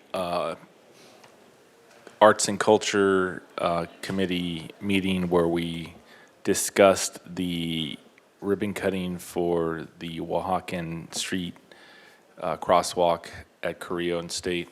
And we just talked about what a great event that was, and what a great show of support and cultural appreciation. And I also attended the Fire and Police Commission meeting where they discussed the annual report of use of force by the PD. So I recommend all of you to watch that to get more details on what was discussed specifically. And then I also have some somber news that a resident named Ray Serial, who was my supervisor at TV Santa Barbara for years, passed away, unfortunately. And he was a great artist and really great supporter of freedom of speech and public television. And he's really going to be missed. Mr. Friedman. Sorry, I forgot to mention, it was Memorial Day, so I wanted to just express to all the families, veterans families that are out there, and I know many of us attended there. The Pierre Clason's Veterans Foundation, Veterans of Foreign Wars, put on an event at the cemetery that day and attended that along with our mayor, and just wanted to express my appreciation for all the veterans and their families. Thank you. Very good. And with that, I believe we're adjourned.